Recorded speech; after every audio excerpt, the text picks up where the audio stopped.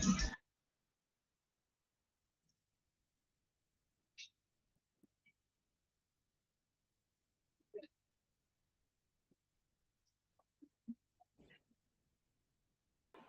morning, ma'am. Good morning.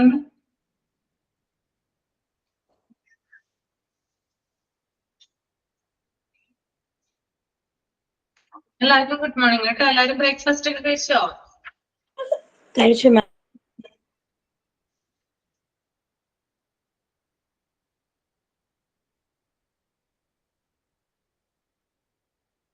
Okay, അപ്പൊ നമുക്ക് start ചെയ്യാം അല്ലേ?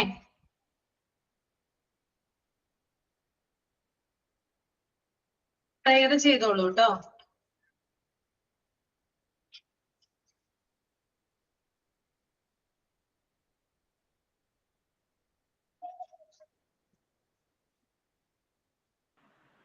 Teacher prayer. Make me a servant, humble and meek. Lord, let me lift up those who are weak, and make the prayer of my heart always be. Make me a servant, make me a servant today. Even though you were in the form of God, you took the form of a slave, and you touched me mouth and appointed me. So God excited your name. Make me a servant, humble and meek. Lord, let me lift up those who are weak, and make the prayer of my heart always be. Make me a servant, make me a servant today. Teacher, thought of the day. Be the change you wish to see in the world. Thank you, Miss. Okay, sign ചെയ്യുന്നുണ്ടോ?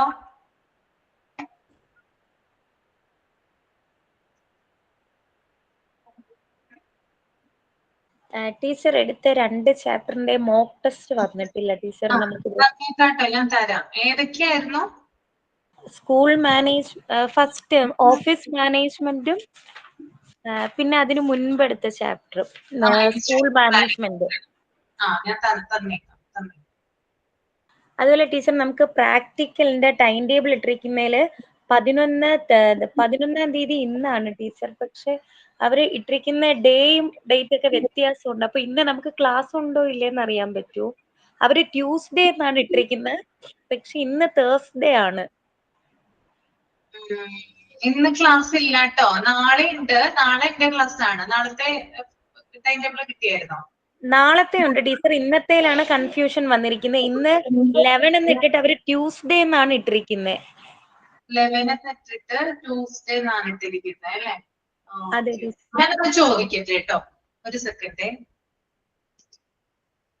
വരാം.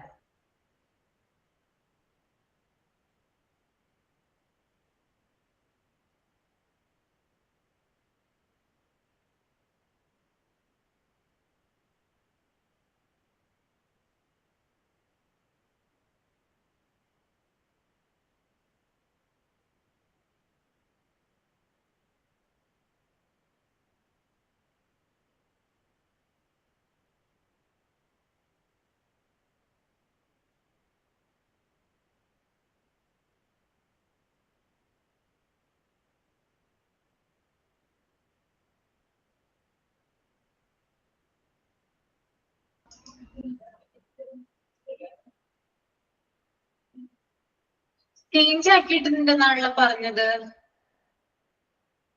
നിങ്ങൾ ഗ്രൂപ്പിൽ കണ്ടില്ലേ? ഇന്നലെ ഗ്രൂപ്പിലിട്ട ഒരു message ആണ് teacher. ഞാൻ ഇന്നലെ പ്രാക്ടിക്കൽ ഉണ്ടെന്നും പറഞ്ഞ് ക്ലാസ്സിലെ ഗ്രൂപ്പിൽ ഞാൻ ചോദിച്ചപ്പം ഇങ്ങനെ ഇട്ട ഒരു ഇതിലാണ് ഇങ്ങനെ ഒരു തിരുത്തുണ്ടത് കണ്ടത്. ട്യൂസ്ഡേ എന്നാണ് ഇട്ടിരിക്കുന്നത്. 11-6. എന്തായാലും ഒന്നില്ല കേട്ടോ, പ്രാക്ടിക്കൽ ഇല്ല. നാളെയാണ് വരുന്നത് കേട്ടോ. നാളെ ഉണ്ട്. പിന്നെ തിങ്കളാഴ്ച ടൈം ടേബിൾ കൊടുത്തിട്ടുണ്ട് അല്ലേ? അതെ ടീച്ചർ. തിങ്കൾ വ്യാഴം വെള്ളി എന്നാണ് കൊടുക്കേണ്ടത്, പക്ഷെ അവർ പകരം ചൊവ്വ എന്നാണ് കൊടുത്തിരിക്കുന്നത് ഇന്ന്.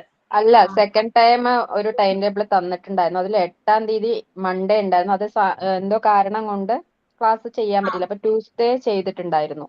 പിന്നെ വെനസ്ഡേയും തേഴ്സ്ഡേയും ഇല്ല. ഇനി 12-ാം തീയതി ഫ്രൈഡേ ആണ് ഉള്ളത്. അത് കഴിഞ്ഞ് മൺഡേ 15th ഉള്ളതെന്ന് രണ്ടാം പ്രാവശ്യം തന്ന ടൈം ടേബിളിലുണ്ട്. അപ്പൊ ഇന്ന് ഇട്ടതായിരിക്കും ടീച്ചർ. ഇന്നലെ വരെ അതില്ലായിരുന്നു. ഇന്നലെ നമുക്ക് ഗ്രൂപ്പിൽ ഇട്ട ഒരു ഇതായിരുന്നു, അതിൽ ഒരു ഡൗട്ട് ഉണ്ടായിരുന്നു. അപ്പൊ നമ്മൾ ഇന്നലെ ഗ്രൂപ്പിൽ പറയുകയും ചെയ്ത് ഇന്ന് ടീച്ചറിനോട് ചോദിക്കാന്നുള്ളത്. എന്തായാലും ഇന്നില്ല കേട്ടോ, നാളെയാണ് പ്രാക്ടിക്കൽ സെഷൻ വരുന്നത്. ഓക്കെ, 2 മണിക്ക് നാളെ കയറുക കേട്ടോ. ഓക്കെ, അപ്പൊ നമുക്ക് തുടങ്ങാം അല്ലേ? പിന്നെ ഇന്ന് ഞാൻ ചിലപ്പോ കുറച്ച് കൂടുതൽ സമയം എടുക്കും കേട്ടോ. നിങ്ങളൊന്ന് കോപ്പറേറ്റ് ചെയ്യണം. 11:30 കഴിയും ചിലപ്പോ ക്ലാസ് കഴിയുമ്പോ. ഓക്കെ, എന്തായാലും PG ക്ലാസ്സിന് മുമ്പ് കഴിയും കേട്ടോ. PG ക്ലാസ്സിൽ കയറാൻ പറ്റും കേട്ടോ, അതോർത്ത് പറയാവട്ട.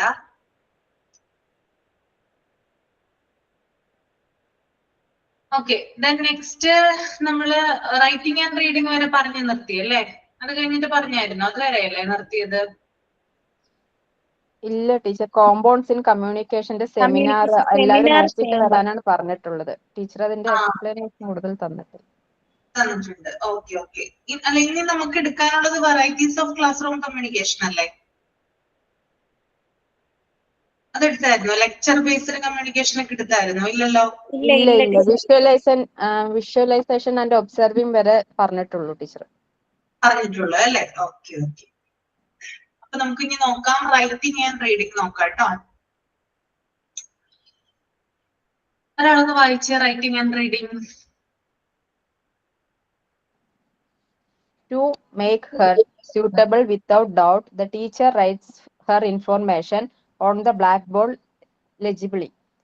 Then the students are reading first and start writing in their notebooks. After that, the students submit their assignments to the teacher. She goes through it. Here, the teacher is the reader to check whether the students will get the message right or not. If they make a mistake, she should correct them. This type of communication in the classroom gets the students to do their work carefully. Through this communication, we can easily find out how the teacher found out how the teacher would pass her information to the students. When a teacher is shared with a class, she is not only concerned with the batch of students but also the entire classroom. Okay. ഇവിടെ teacher എന്ന് പറയുന്ന വ്യക്തി, അതായത് അവര് കുറെ കാര്യങ്ങൾ എന്ത് ചെയ്യുന്നുണ്ട്, ബ്ലാക്ക് ബോർഡിൽ എഴുതുന്നുണ്ട് അല്ലെ? നമ്മളൊക്കെ പഠിക്കുന്ന സമയത്ത് അങ്ങനെയല്ലേ? ടീച്ചർ എന്ത് ചെയ്യും? ബ്ലാക്ക് ബോർഡിൽ എഴുതാറില്ലേ പ്രധാനപ്പെട്ട പോയിന്റ്സ് ഒക്കെ? ഉണ്ടല്ലേ? അപ്പൊ കുട്ടികൾ എന്ത് ചെയ്യും? അത് റീഡ് ചെയ്തിട്ട് അത് നോട്ട്ബുക്കിലേക്ക് പകർത്തും അല്ലെ? അപ്പൊ ഇതുപോലെ തന്നെ കുട്ടികൾ എന്ത് ചെയ്യും? ഓരോ കാര്യങ്ങളും അസൈൻമെന്റ് ആയിട്ടും അതുപോലെ തന്നെ സെമിനാർ ആയിട്ടൊക്കെ എഴുതിയിട്ട് ടീച്ചർക്ക് സബ്മിറ്റ് ചെയ്യും. ടീച്ചർ അത് എന്ത് ചെയ്യും? ചെക്ക് ചെയ്തിട്ട് എന്തെങ്കിലും കറക്ഷൻസ് ഉണ്ടെങ്കിൽ അത് തിരുത്തിയിട്ട് കുട്ടികൾക്ക് കൊടുക്കും. അപ്പൊ മിസ്റ്റേക്ക് ഒക്കെ ഉണ്ടെങ്കിൽ എന്ത് ചെയ്യാം? ഇതിലൂടെ തിരുത്താനായിട്ട് സാധിക്കും. അപ്പോ ഇത്തരത്തിലുള്ളൊരു കമ്മ്യൂണിക്കേഷൻ ആണെന്ത് റൈറ്റിംഗ് ആൻഡ് റീഡിംഗ് എന്ന് പറയുന്ന കമ്മ്യൂണിക്കേഷൻ എന്ന് പറയുന്നത് കേട്ടോ. ഓക്കെ, അപ്പോ ഇതിലൂടെ ശരിക്കും പറഞ്ഞാല് ടീച്ചർ പറയാനുള്ള കാര്യങ്ങള് ബ്ലാക്ക് ബോർഡിൽ എഴുതുന്നു, സ്റ്റുഡൻസ് അത് എഴുതിയെടുക്കുന്നു, ടീച്ചർ അത് ചെക്ക് ചെയ്യുന്നു, എന്തെങ്കിലും തെറ്റുണ്ടെങ്കിൽ ടീച്ചർ അത് തിരുത്തുന്നു. അപ്പൊ കറക്റ്റ് ആയിട്ട് എന്ത് കൊടുക്കുന്നുണ്ട്? ഒരു ഗൈഡ് ടീച്ചർ അവിടെ കൊടുക്കുന്നുണ്ട്. ഓക്കെ, അപ്പൊ അതുപോലെ തന്നെ ടീച്ചർക്ക് ഈ കമ്മ്യൂണിക്കേഷനിലൂടെ ഈസി ആയിട്ട് കുട്ടികളുടെ തെറ്റുകൾ കണ്ടുപിടിക്കാനും അവരെ റൈറ്റ് ആയിട്ട് കാര്യങ്ങൾ പറഞ്ഞ് മനസ്സിലാക്കാനും സാധിക്കുന്ന ഒരു കമ്മ്യൂണിക്കേഷൻ ആണത് ഈ റൈറ്റിംഗ് ആൻഡ് റീഡിംഗ് എന്ന് പറയുന്നത്. ഓക്കെ, പിന്നെ അതുപോലെ തന്നെ ടീച്ചർക്ക് പറയാനുള്ള കാര്യങ്ങൾ എന്ത് ചെയ്യുന്നു? ക്ലാസ് റൂമിൽ ഷെയർ ചെയ്യുന്നു. അവര് അത് കുട്ടികൾ അത് കേട്ടിട്ട് അതുമായി ബന്ധപ്പെട്ടിട്ടുള്ള കാര്യങ്ങൾ അല്ലെങ്കിൽ അവരുടെ റെസ്പോണ്ടും കാര്യങ്ങളൊക്കെ അവിടെ എടുക്കുന്നുണ്ട്. അപ്പോ ഇതെന്ന് പറഞ്ഞാല് ശരിക്കും പറഞ്ഞാല് എഴുതിയെടുക്കുക, പറയുന്ന കാര്യങ്ങൾ എഴുതിയെടുക്കുക, അത് മനസ്സിലാക്കുക, ആ രീതിയിൽ പഠിക്കുക. അത്തരത്തിലുള്ള ഒരു കമ്മ്യൂണിക്കേഷൻ ആണത് റൈറ്റിംഗ് ആൻഡ് റീഡിംഗ് എന്ന് പറയുന്നത്. മനസ്സിലായോ? ചില കുട്ടികൾക്ക് നമുക്കറിയാം, നേരത്തെ നമ്മൾ പറഞ്ഞു വിഷ്വലൈസിങ് എന്ന് പറയുന്ന മെത്തേഡ് പറഞ്ഞു, അതുപോലെ തന്നെ സ്പീക്കിംഗ് ആൻഡ് ലിസണിങ് പറഞ്ഞു, ചില കുട്ടികൾക്ക് പഠിച്ച കാര്യങ്ങൾ ഒരു പ്രാവശ്യം എഴുതി കഴിഞ്ഞാലാണ് ക്ലിയർ ആവുക. നമുക്കറിയാം ഈ കോമ്പറ്റേറ്റീവ് എക്സാമിനൊക്കെ പഠിക്കുന്ന ആളുകൾ ഷോർട്ട് നോട്ടുകളായിട്ടൊക്കെ എഴുതും അല്ലെ? കണ്ടിട്ടുണ്ടോ നിങ്ങള്? അറിയാമോ? ഷോർട്ട് നോട്ട്സ് അല്ലെങ്കിൽ ലെക്ചർ നോട്ടുകളായിട്ടൊക്കെ എഴുതാറുണ്ട് അല്ലെ? അപ്പൊ അങ്ങനെ എഴുതിയെടുക്കുമ്പോൾ അവര് എന്താ പറയാ അവരുടേതായിട്ടുള്ള രീതിയിലാണ് പഠിക്കുന്നത്. ചില കുട്ടികൾക്ക് അങ്ങനെയാണ്, എഴുതി കഴിഞ്ഞാലാണ് കാര്യങ്ങൾ കൃത്യമായിട്ട് ബ്രെയിനിൽ ഓർമ്മ നിൽക്കുക. അപ്പോ ഇത്തരത്തിലുള്ള ഒരു കമ്മ്യൂണിക്കേഷനും എവിടെ നടക്കുന്നുണ്ട്? ക്ലാസ് റൂമിൽ നടക്കുന്നുണ്ട്. ഓക്കെ, അപ്പൊ സ്പീക്കിംഗ് ആൻഡ് ലിസണിംഗ് എന്ന് പറയുന്ന കമ്മ്യൂണിക്കേഷൻ, വിഷ്വലൈസിംഗ് ആൻഡ് ഒബ്സർവിംഗ് എന്ന് പറയുന്ന communication, then writing and reading എന്ന് പറയുന്ന കമ്മ്യൂണിക്കേഷൻ. ഓക്കെ, ഇനി നമുക്ക് അടുത്തതിലോട്ട് പോകാം. സെമിനാർ ഞാൻ പ്രസന്റ് ചെയ്യാനായിട്ട് സമയം തരാം കേട്ടോ. നമ്മൾ ഇതൊന്ന് എടുത്തു കഴിഞ്ഞിട്ട് ചെയ്യാം. ഇനി അടുത്തത് varieties of class room communication ആണ്. ഇവിടെ നോക്കിയാൽ നിങ്ങള് in any class room teaching is done through the following varieties of communication. Teaching എന്ന് പറയുന്നത് താഴെ പറയുന്ന രീതിയിൽ അതിന്റെ വെറൈറ്റീസുകൾ ഉണ്ട്. അപ്പൊ നമുക്ക് ഏതൊക്കെയാണെന്ന് നോക്കാം. ആദ്യത്തേത് ലെക്ചർ ബേസ്ഡ് കമ്മ്യൂണിക്കേഷൻ ആണ്. അപ്പൊ ഇവിടെ ഓരോ പോയിന്റുകളായിട്ട് കൊടുത്തിട്ടുണ്ട് കേട്ടോ. When the teacher introduces the lesson, when he explains, demonstrates his skill, when he talks, lectures about a theme, when he sums up a lesson. Here the teacher is always forceful. It is one-way communication. The learner's role is to listen, receive and assimilate. There is no communication among the students themselves. Lecture based communication എന്ന് പറഞ്ഞാൽ teacher class റൂമിൽ വരുന്നു, ഒരു lesson introduce ചെയ്യുന്നു, പിന്നെ teacher അത് ടീച്ചറിൻ്റെതായിട്ടുള്ള രീതിയിൽ demonstrate ചെയ്യുന്നു, ആ തീമിനെ കുറിച്ച് സംസാരിക്കുന്നു, ആ ലെസൺ സമപ്പ് ചെയ്യുന്നു. ഇതാണ് ടീച്ചർ ചെയ്യുന്നത് ഇതില് ലെക്ചർ ബേസ്ഡ് കമ്മ്യൂണിക്കേഷനില്. ഇവിടെ ടീച്ചർ എന്ന് പറയുന്നത് ഫോഴ്സ്ഫുൾ ആണ്, നിർബന്ധിതയാണ്. അതായത് ഈ കാര്യങ്ങൾ പറഞ്ഞു തീർക്കാനായിട്ട് ആര് നിർബന്ധിതയാണ്? ടീച്ചർ നിർബന്ധിതയാണ്. ഇതൊരു വൺ വേ കമ്മ്യൂണിക്കേഷൻ ആണ്. അതായത് ടീച്ചർ പറയാനുള്ള കാര്യങ്ങൾ പറയുവാണ് ചെയ്യുന്നത്, സ്റ്റുഡൻസ് അത് കേട്ടിരിക്കുക മാത്രമാണ് ചെയ്യുന്നത് കേട്ടോ. ഇവിടെ പറയുന്നുണ്ട് the learner's role is to listen. എന്താണ്? കേൾക്കുക മാത്രമാണ് സ്റ്റുഡൻസിന്റെ ജോലി. പറയാനുള്ള കാര്യങ്ങൾ പറഞ്ഞു തീർത്താണ് ആര് പോകുന്നത്? ടീച്ചർ പോകുന്നത്. ഇവിടെ സ്റ്റുഡൻസിനും ടീച്ചേഴ്സിനും തമ്മിൽ കമ്മ്യൂണിക്കേഷൻ നടക്കുന്നില്ല. അതുകൊണ്ടാണ് ഇതിനെ വൺ വേ കമ്മ്യൂണിക്കേഷൻ എന്ന് പറയാനായിട്ട് കാരണം. ക്ലിയർ ആണോ? ലെക്ചർ ബേസ്ഡ് കമ്മ്യൂണിക്കേഷൻ എന്ന് പറഞ്ഞാൽ എന്താണ്? ഇതൊരു വൺ വേ കമ്മ്യൂണിക്കേഷൻ ആണ്. ഓക്കെ, ടീച്ചർ പറയാനുള്ള കാര്യങ്ങൾ പറഞ്ഞു പോകുന്നു എന്ന് മാത്രം. അവിടെ സ്റ്റുഡൻസിന് റെസ്പോണ്ട് ചെയ്യാനുള്ള ചാൻസ് കൊടുക്കുന്നില്ല. ഇനി അടുത്തതാണ് discuss based communication. When the teacher asks questions and the students give answers, when the students comments questions or raise their doubts and the teacher responds. Here the teacher is not always dominant. It is two-way communication. There is no more student involvement and student participation. Still there is no communication among the students themselves. അതായത് ഇവിടെ discuss based communication ആണ്. ഇവിടെ teacher എന്ത് ചെയ്യുന്നു? കുറച്ച് questions സ്റ്റുഡൻസിനോട് ചോദിക്കുന്നു, അവരതിന് answer ചെയ്യുന്നു. ഇനി സ്റ്റുഡൻസിന് ഏതെങ്കിലും ക്വസ്റ്റ്യൻസിന് ഡൗട്ട് ഉണ്ടെങ്കിൽ അവർ അവരുടെ ഹാൻഡ് റൈസ് ചെയ്തിട്ട് ടീച്ചറുമായിട്ട് അത് സംസാരിക്കുന്നു. ഇവിടെ ടീച്ചർ എന്ന് പറയുന്നത് ഡൊമിനന്റ് അല്ല. നമ്മൾ ആദ്യത്തേതിൽ കണ്ടതുപോലെ ടീച്ചർ ഇവിടെ നിർബന്ധിതയല്ല. ഇതൊരു ടു വേ കമ്മ്യൂണിക്കേഷൻ ആണ്. ടീച്ചർക്ക് സംസാരിക്കാം, സ്റ്റുഡൻസിന് സംസാരിക്കാം അല്ലെ? സ്റ്റുഡൻസിനോട് ചോദ്യങ്ങൾ ചോദിക്കുമ്പോൾ അവർ റെസ്പോണ്ട് ചെയ്യുന്നുണ്ട്. അപ്പൊ ഇതൊരു എന്താണ്? ടു വേ കമ്മ്യൂണിക്കേഷൻ ആണ്. അപ്പൊ ഇവിടെ നമുക്ക് കൂടുതലായിട്ട് കാണാൻ പറ്റുന്നത് സ്റ്റുഡന്റിന്റെ പാർട്ടിസിപ്പേഷൻ ആണ്.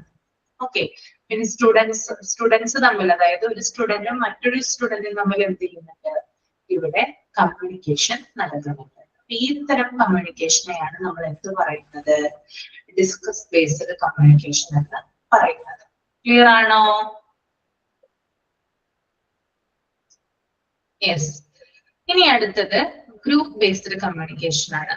ഇവിടെ നോക്കിയാൽ നിങ്ങള് when the students work in a small group, when the students do practical work in a science lesson as a team, here communication takes place between the group leader and the teacher among group members. Group based communication എന്ന് പറഞ്ഞാല് സ്റ്റുഡൻസിനെ ചെറിയ ചെറിയ ഗ്രൂപ്പുകളായിട്ട് തിരിക്കുന്നു. നമുക്കറിയാം നമ്മൾ ചെറിയ ക്ലാസ്സിൽ പഠിച്ചിരുന്ന സമയത്ത് എന്തെങ്കിലും വർക്കൊക്കെ തരുന്ന സമയത്ത് നമ്മളെ ഗ്രൂപ്പുകളായിട്ട് തിരിക്കും അല്ലെ? 5 or 6 പേരടങ്ങുന്ന ഗ്രൂപ്പുകളായിട്ട് തിരിക്കാറില്ലേ? ഇങ്ങനെ തിരിക്കുമ്പോൾ അതായത് ഈ പ്രാക്ടിക്കൽ വർക്ക് നടക്കുന്ന സയൻസ് ലെസണുമായി ബന്ധപ്പെട്ട് എന്തെങ്കിലും എക്സ്പെരിമെന്റ് അല്ലെങ്കിൽ എന്തെങ്കിലും കാര്യങ്ങളൊക്കെ കണ്ടുപിടിക്കാനോ അങ്ങനെയുള്ള കാര്യങ്ങളുമായി ബന്ധപ്പെട്ടായിരിക്കും ഇങ്ങനെ ഗ്രൂപ്പായിട്ട് തിരിക്കുന്നത് അല്ലെ? അല്ലാതെ വേറെ സബ്ജക്റ്റിനും വരാം. ഇതിപ്പോ ഇവിടെ കൊടുത്തിരിക്കുന്നത് സയൻസ് ലെസണുമായി ബന്ധപ്പെട്ടാണ്. അപ്പൊ ഇങ്ങനെ നടക്കുന്ന കമ്മ്യൂണിക്കേഷൻ എന്ന് പറഞ്ഞാൽ 5 or 6 പേരുള്ള ഗ്രൂപ്പുകളായിട്ട് തിരിക്കും. ഇങ്ങനെ തിരിച്ചു കഴിഞ്ഞാല് അതിനൊരു ഗ്രൂപ്പ് ലീഡർ ഉണ്ടാവും ഇല്ലേ? നിങ്ങൾ ഓർത്ത് നോക്കിയ ഒരു ഗ്രൂപ്പ് ലീഡർ ഉണ്ടാവില്ലേ? ഗ്രൂപ്പ് ലീഡർ ഉണ്ടാവും അല്ലെ? ഇവിടെ ശരിക്കും പറഞ്ഞാൽ കമ്മ്യൂണിക്കേഷൻ നടക്കുന്നത് ആര് തമ്മിലായിരിക്കും? ഈ ഗ്രൂപ്പ് ബേസ്ഡ് കമ്മ്യൂണിക്കേഷനിൽ നിങ്ങളൊന്ന് ഓർത്ത് നോക്കിയേ, ആര് തമ്മിലായിരിക്കും കമ്മ്യൂണിക്കേഷൻ നടക്കുന്നേ? ഗ്രൂപ്പ് ലീഡറും അധ്യാപകരും തമ്മിലാണോ? ഗ്രൂപ്പ് ലീഡറും ടീച്ചറും തമ്മിലാണ് കേട്ടോ. അതായത് ആ ഗ്രൂപ്പിന് പറയാനുള്ള കാര്യങ്ങൾ നമ്മൾ പറയുന്നത് ഗ്രൂപ്പ് ലീഡറിനോടാണ്. ഗ്രൂപ്പ് ലീഡർ ആണ് ആ ഗ്രൂപ്പിനെ റെപ്രസെന്റ് ചെയ്തത് ടീച്ചറോട് സംസാരിക്കുന്നത്. ഓക്കെ, അപ്പോ ഇവര് ടീച്ചറും ഗ്രൂപ്പ് ലീഡറും തമ്മിലാണ് അത് നടത്തുന്നത്, കമ്മ്യൂണിക്കേഷൻ നടത്തുന്നത്. അതിനെയാണ് ഗ്രൂപ്പ് ബേസ്ഡ് കമ്മ്യൂണിക്കേഷൻ എന്ന് പറയുന്നത് കേട്ടോ. ഗ്രൂപ്പ് മെമ്പേഴ്സിന് പറയാനുള്ള കാര്യങ്ങളാണ് ഗ്രൂപ്പ് ലീഡർ എന്ത് ചെയ്യുന്നത്? ടീച്ചറോട് ചെന്ന് പറയുന്നത്. ഓക്കെ, നെക്സ്റ്റ് ആണ് task based communication. It occurs in or it occurs in മതി കേട്ടോ, ഓറൊന്നും വേണ്ട, അതെന്തെങ്കിലും കറക്ഷൻ കൊണ്ട് വന്നായിരിക്കാം. It occurs in seminar or discussion session. The pecking order between teacher and students disappear. Here the group including the teacher is concerned with a topic.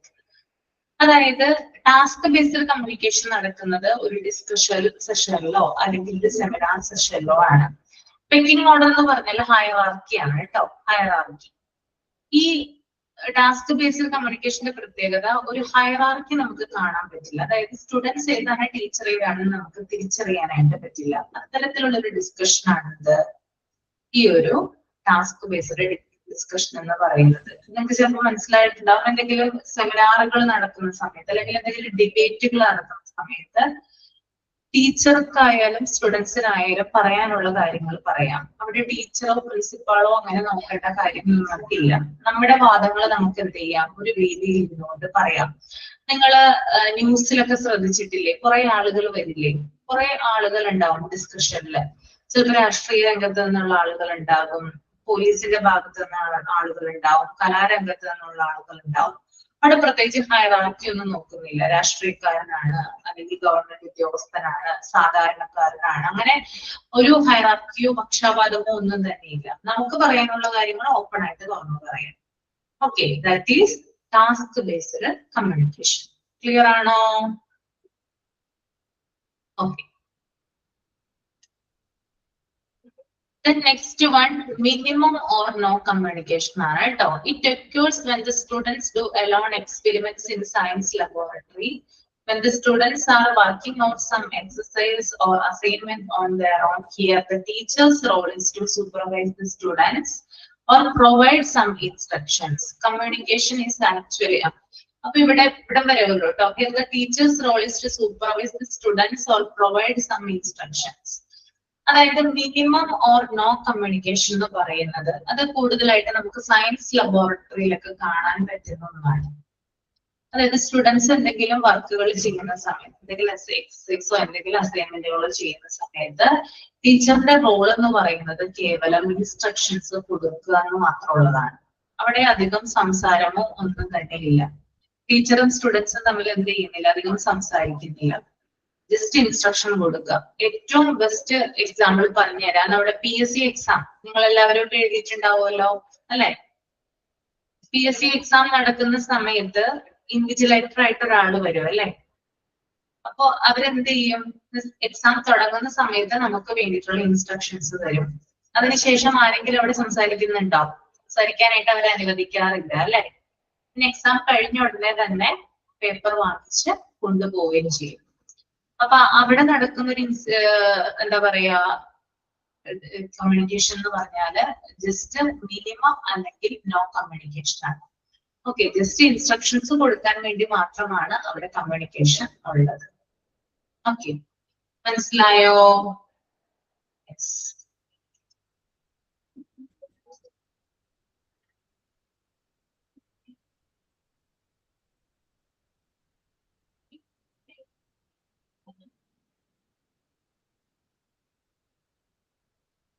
ഇനി നമുക്ക് communication, 3 ടൈപ്പുള്ള communication ഒന്ന് നോക്കാം. Personal or individual communication, group communication, mass or public communication.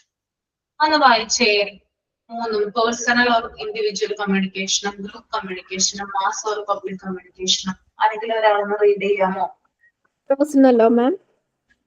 Personal or individual communication. When a communication is from a person to a particular person, it is personal communication. For example, personal letters, telegrams, telephones, message, etc.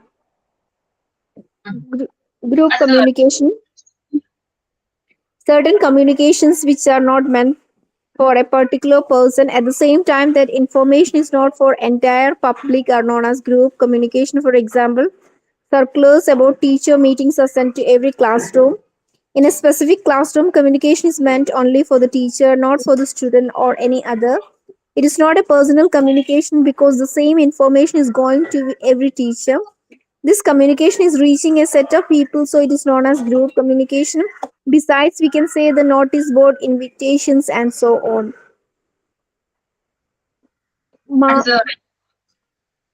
Mass or public communication. Public communication is a common communication which is meant for all, like cinema, radio, advertisement, and wall posters. Generally, information given in newspapers, radio, and televisions are the models for public communication. The teacher working in today's school has to communicate personally or to group only.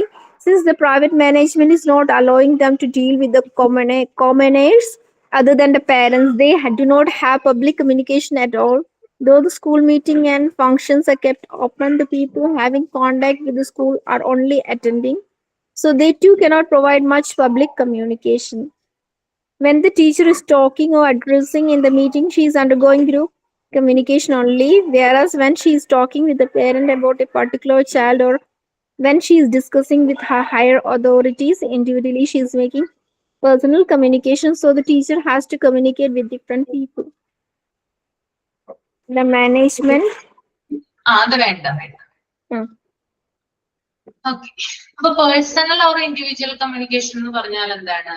അതായത് ഈ communication എന്ന് പറഞ്ഞാൽ ഒരു വ്യക്തിയിൽ നിന്ന് മറ്റൊരു വ്യക്തിയിലേക്ക് pass ചെയ്യുന്ന communication ആണത് personal or individual communication. Okay, ഇപ്പൊ നിങ്ങൾ തമ്മിൽ ഇപ്പൊ ശ്രുതിയും വിദ്യയും തമ്മിൽ ഫോണിലൂടെ കമ്മ്യൂണിക്കേറ്റ് ചെയ്യുന്നുണ്ടെങ്കിൽ അതെന്ത് കമ്മ്യൂണിക്കേഷനാ? എന്ത് കമ്മ്യൂണിക്കേഷനാ? പേഴ്സണൽ പേഴ്സണൽ കമ്മ്യൂണിക്കേഷൻ നമുക്ക് പേഴ്സണൽ ലെറ്റേഴ്സ് വഴി ചെയ്യാം, അല്ലെങ്കിൽ ടെലിഗ്രാം വഴി, ടെലിഫോൺ മെസ്സേജസുകൾ വഴിയൊക്കെ നമുക്ക് എന്ത് ചെയ്യാം? പേഴ്സണൽ കമ്മ്യൂണിക്കേഷൻ ചെയ്യാം. ഇനി ഗ്രൂപ്പ് കമ്മ്യൂണിക്കേഷൻ എന്ന് പറഞ്ഞാല് പർട്ടിക്കുലർ ഗ്രൂപ്പിന് മാത്രമുള്ള ഒരു കമ്മ്യൂണിക്കേഷൻ ആണത് ഗ്രൂപ്പ് കമ്മ്യൂണിക്കേഷൻ എന്ന് പറയുന്നത്. ഫോർ എക്സാമ്പിൾ പറയുവാണെങ്കിൽ സ്കൂളുകളിൽ ചില സർക്കുലറുകൾ ടീച്ചേഴ്സിന് മാത്രമായിട്ട് കൊടുക്കാറുണ്ട്, ചില സർക്കുലേഴ്സ്. അപ്പൊ എന്ത് ചെയ്യുന്നത്?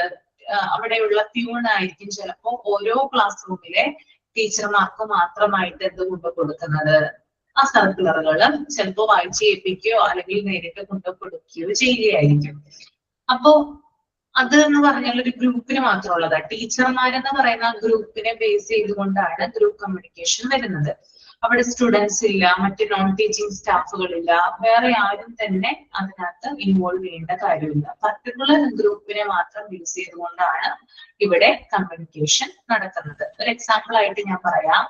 നമ്മുടെ സ്കൂളുകളിൽ തന്നെ NCCയിലുള്ള കുഞ്ഞുങ്ങളുണ്ട്, NSSലുള്ള കുഞ്ഞുങ്ങളുണ്ട്, സ്കൗട്ട് അല്ലെ, അങ്ങനെയുള്ള ധാരാളം ആക്ടിവിറ്റീസിൽ ഏർപ്പെടുന്ന കുഞ്ഞുങ്ങളുണ്ട്. അപ്പോ അവർക്ക് വേണ്ടിയിട്ട് ഒരു മെസ്സേജ് പാസ് ചെയ്യുവാണ്. അപ്പൊ അവർക്ക് മെസ്സേജ് പാസ് ചെയ്യുമ്പോൾ എങ്ങനെയാണ് പാസ് ചെയ്യുന്നത്? അവരോട് നേരിട്ട് പോയി പറയോ, അല്ലെങ്കിൽ മൊത്തം ക്ലാസ് റൂമിൽ ചെന്ന് പറയോ? എങ്ങനെയാണ് മെസ്സേജ് പാസ് ചെയ്യുന്നത് അവർക്ക് വേണ്ടിയിട്ട്? ഇങ്ങനെ പറയോ അല്ലെ? അതായത് ഇപ്പോ NSSുമായി ബന്ധപ്പെട്ട എന്തെങ്കിലും മീറ്റിങ്ങുകളോ കാര്യങ്ങളോ ഉണ്ടെങ്കിൽ ക്ലാസ് റൂമിൽ വന്നിട്ട് ആ NSSന്റെ ബന്ധപ്പെട്ട ആളുകൾ വന്ന് ക്ലാസ് റൂമിൽ പറയും, NSSലുള്ള കുട്ടികൾ ഇന്ന് വൈകുന്നേരം 4 മണിക്ക് പ്ലേ ഗ്രൗണ്ടിൽ വരേണ്ടതാണ്. അല്ലെ? ഈ കമ്മ്യൂണിക്കേഷൻ എന്ന് പറഞ്ഞാല് ആ NSSലുള്ള കുട്ടികൾക്ക് വേണ്ടി മാത്രമാണ്. മറ്റു കുട്ടികൾ അവിടെ ഉണ്ടെങ്കിൽ പോലും അവരെ അത് ബാധിക്കുന്നില്ല, ടീച്ചേഴ്സിനെ അത് ബാധിക്കുന്നില്ല. പർട്ടിക്കുലർ ഗ്രൂപ്പിനെ മാത്രം ബേസ് ചെയ്തുകൊണ്ടുള്ള കമ്മ്യൂണിക്കേഷനെ നമുക്ക് എന്ത് പറയാം?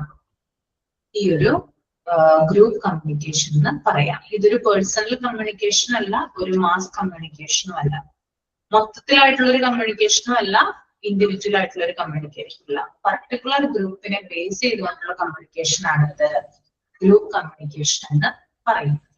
ക്ലിയർ ആണോ? യെസ്. ഇനി അടുത്തത് നമുക്ക് നോക്കാം mass or public communication. Mass or public communication എന്ന് പറഞ്ഞാൽ എന്താണ്? അതായത് നമ്മള് റേഡിയോ എന്ന മാധ്യമത്തിലൂടെ, സിനിമ എന്ന് പറയുന്ന മാധ്യമത്തിലൂടെ, വാൾ പോസ്റ്റേഴ്സ്, അഡ്വർടൈസ്മെന്റ്, ഇത്തരത്തിലുള്ള മാധ്യമങ്ങളിലൂടെ നമുക്ക് പറയാനുള്ള കാര്യങ്ങൾ എന്ത് ചെയ്യുന്നു? ഓപ്പൺ ആയിട്ട് പറയുന്നു, അല്ലെ? ഒരു ഡയറക്ടർക്ക് പറയാനുള്ള കാര്യങ്ങളാണ്, സമൂഹത്തോട് അദ്ദേഹത്തിന് പറയാനുള്ള കാര്യങ്ങളാണ് അദ്ദേഹം സിനിമയായിട്ട് ചിത്രീകരിച്ച് പുറത്തേക്ക് വിടുന്നത്. ആണോ? ശരിയാണോ ഞാൻ പറഞ്ഞത്? അദ്ദേഹത്തിന്റെ ഒരു ഡയറക്ടറിന്റെ കാഴ്ചപ്പാടുകൾ, തോട്ടുകളൊക്കെയാണ് ഇതിൽ വരുന്നത്, ഒരു സിനിമയിൽ റിഫ്ലക്ട് ചെയ്യുന്നത്, അല്ലെ? അപ്പോ ഒരു സമൂഹത്തിനാകെ അല്ലെങ്കിൽ ഒരു സൊസൈറ്റിക്കാകെ സന്ദേശം നൽകുന്ന രീതിയിലാണ് മാസ് അല്ലെങ്കിൽ പബ്ലിക് കമ്മ്യൂണിക്കേഷൻ ഉള്ളത്.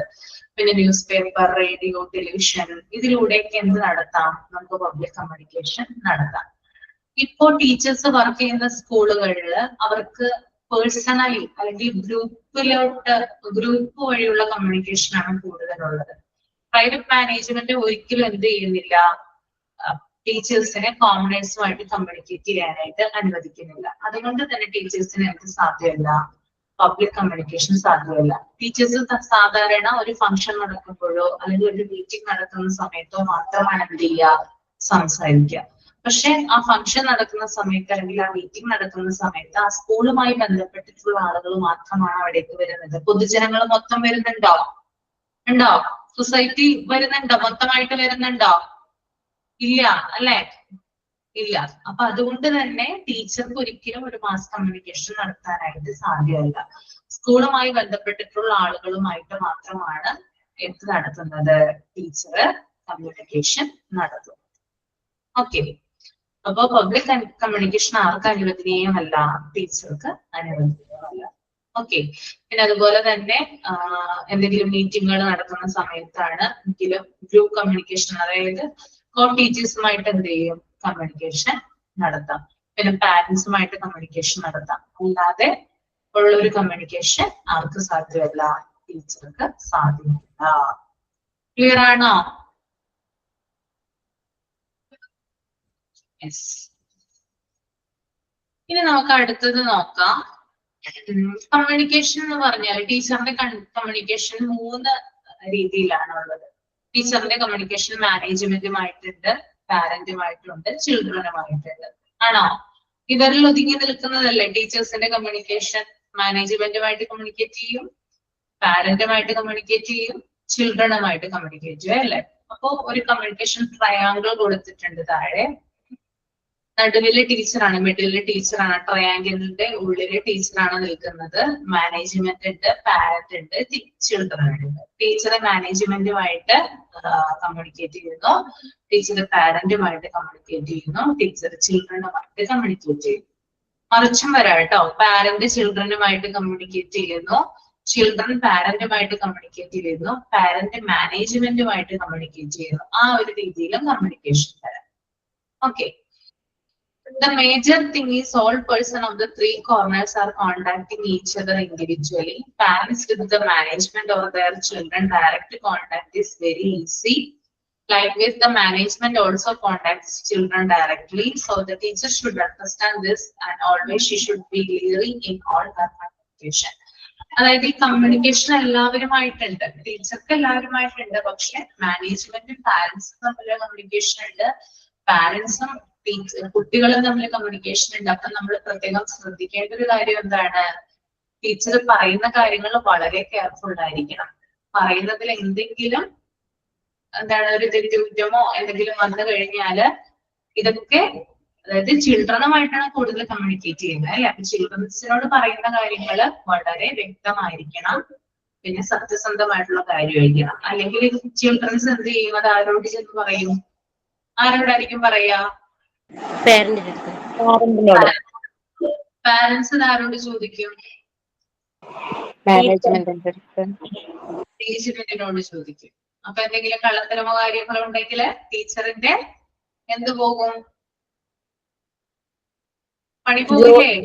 നഷ്ടപ്പെടില്ലേ?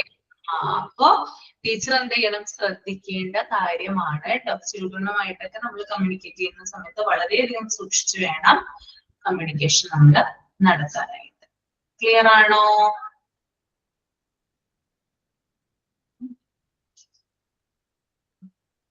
ഓക്കെ. ഇനി മാനേജ്മെന്റുമായിട്ടുള്ള കമ്മ്യൂണിക്കേഷൻ എങ്ങനെയാണെന്ന് നമുക്ക് നോക്കാം. The relationship between the teacher and the management may be like A master and the servant, leader and the followers.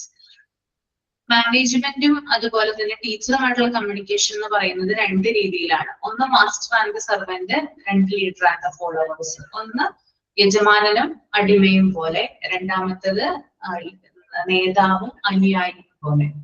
അപ്പൊ നിങ്ങൾക്ക് ഏതാണ് കൂടുതലായിട്ട് തോന്നുന്നത്? ഏത് രീതിയാണ് ഇപ്പോ നടക്കുന്നത്? മാസ്റ്റർ ആൻഡ് ദ സെർവന്റ് ആണോ, ലീഡർ ആൻഡ് ദ ഫോളോവേഴ്സ് ആണോ? Leader and followers.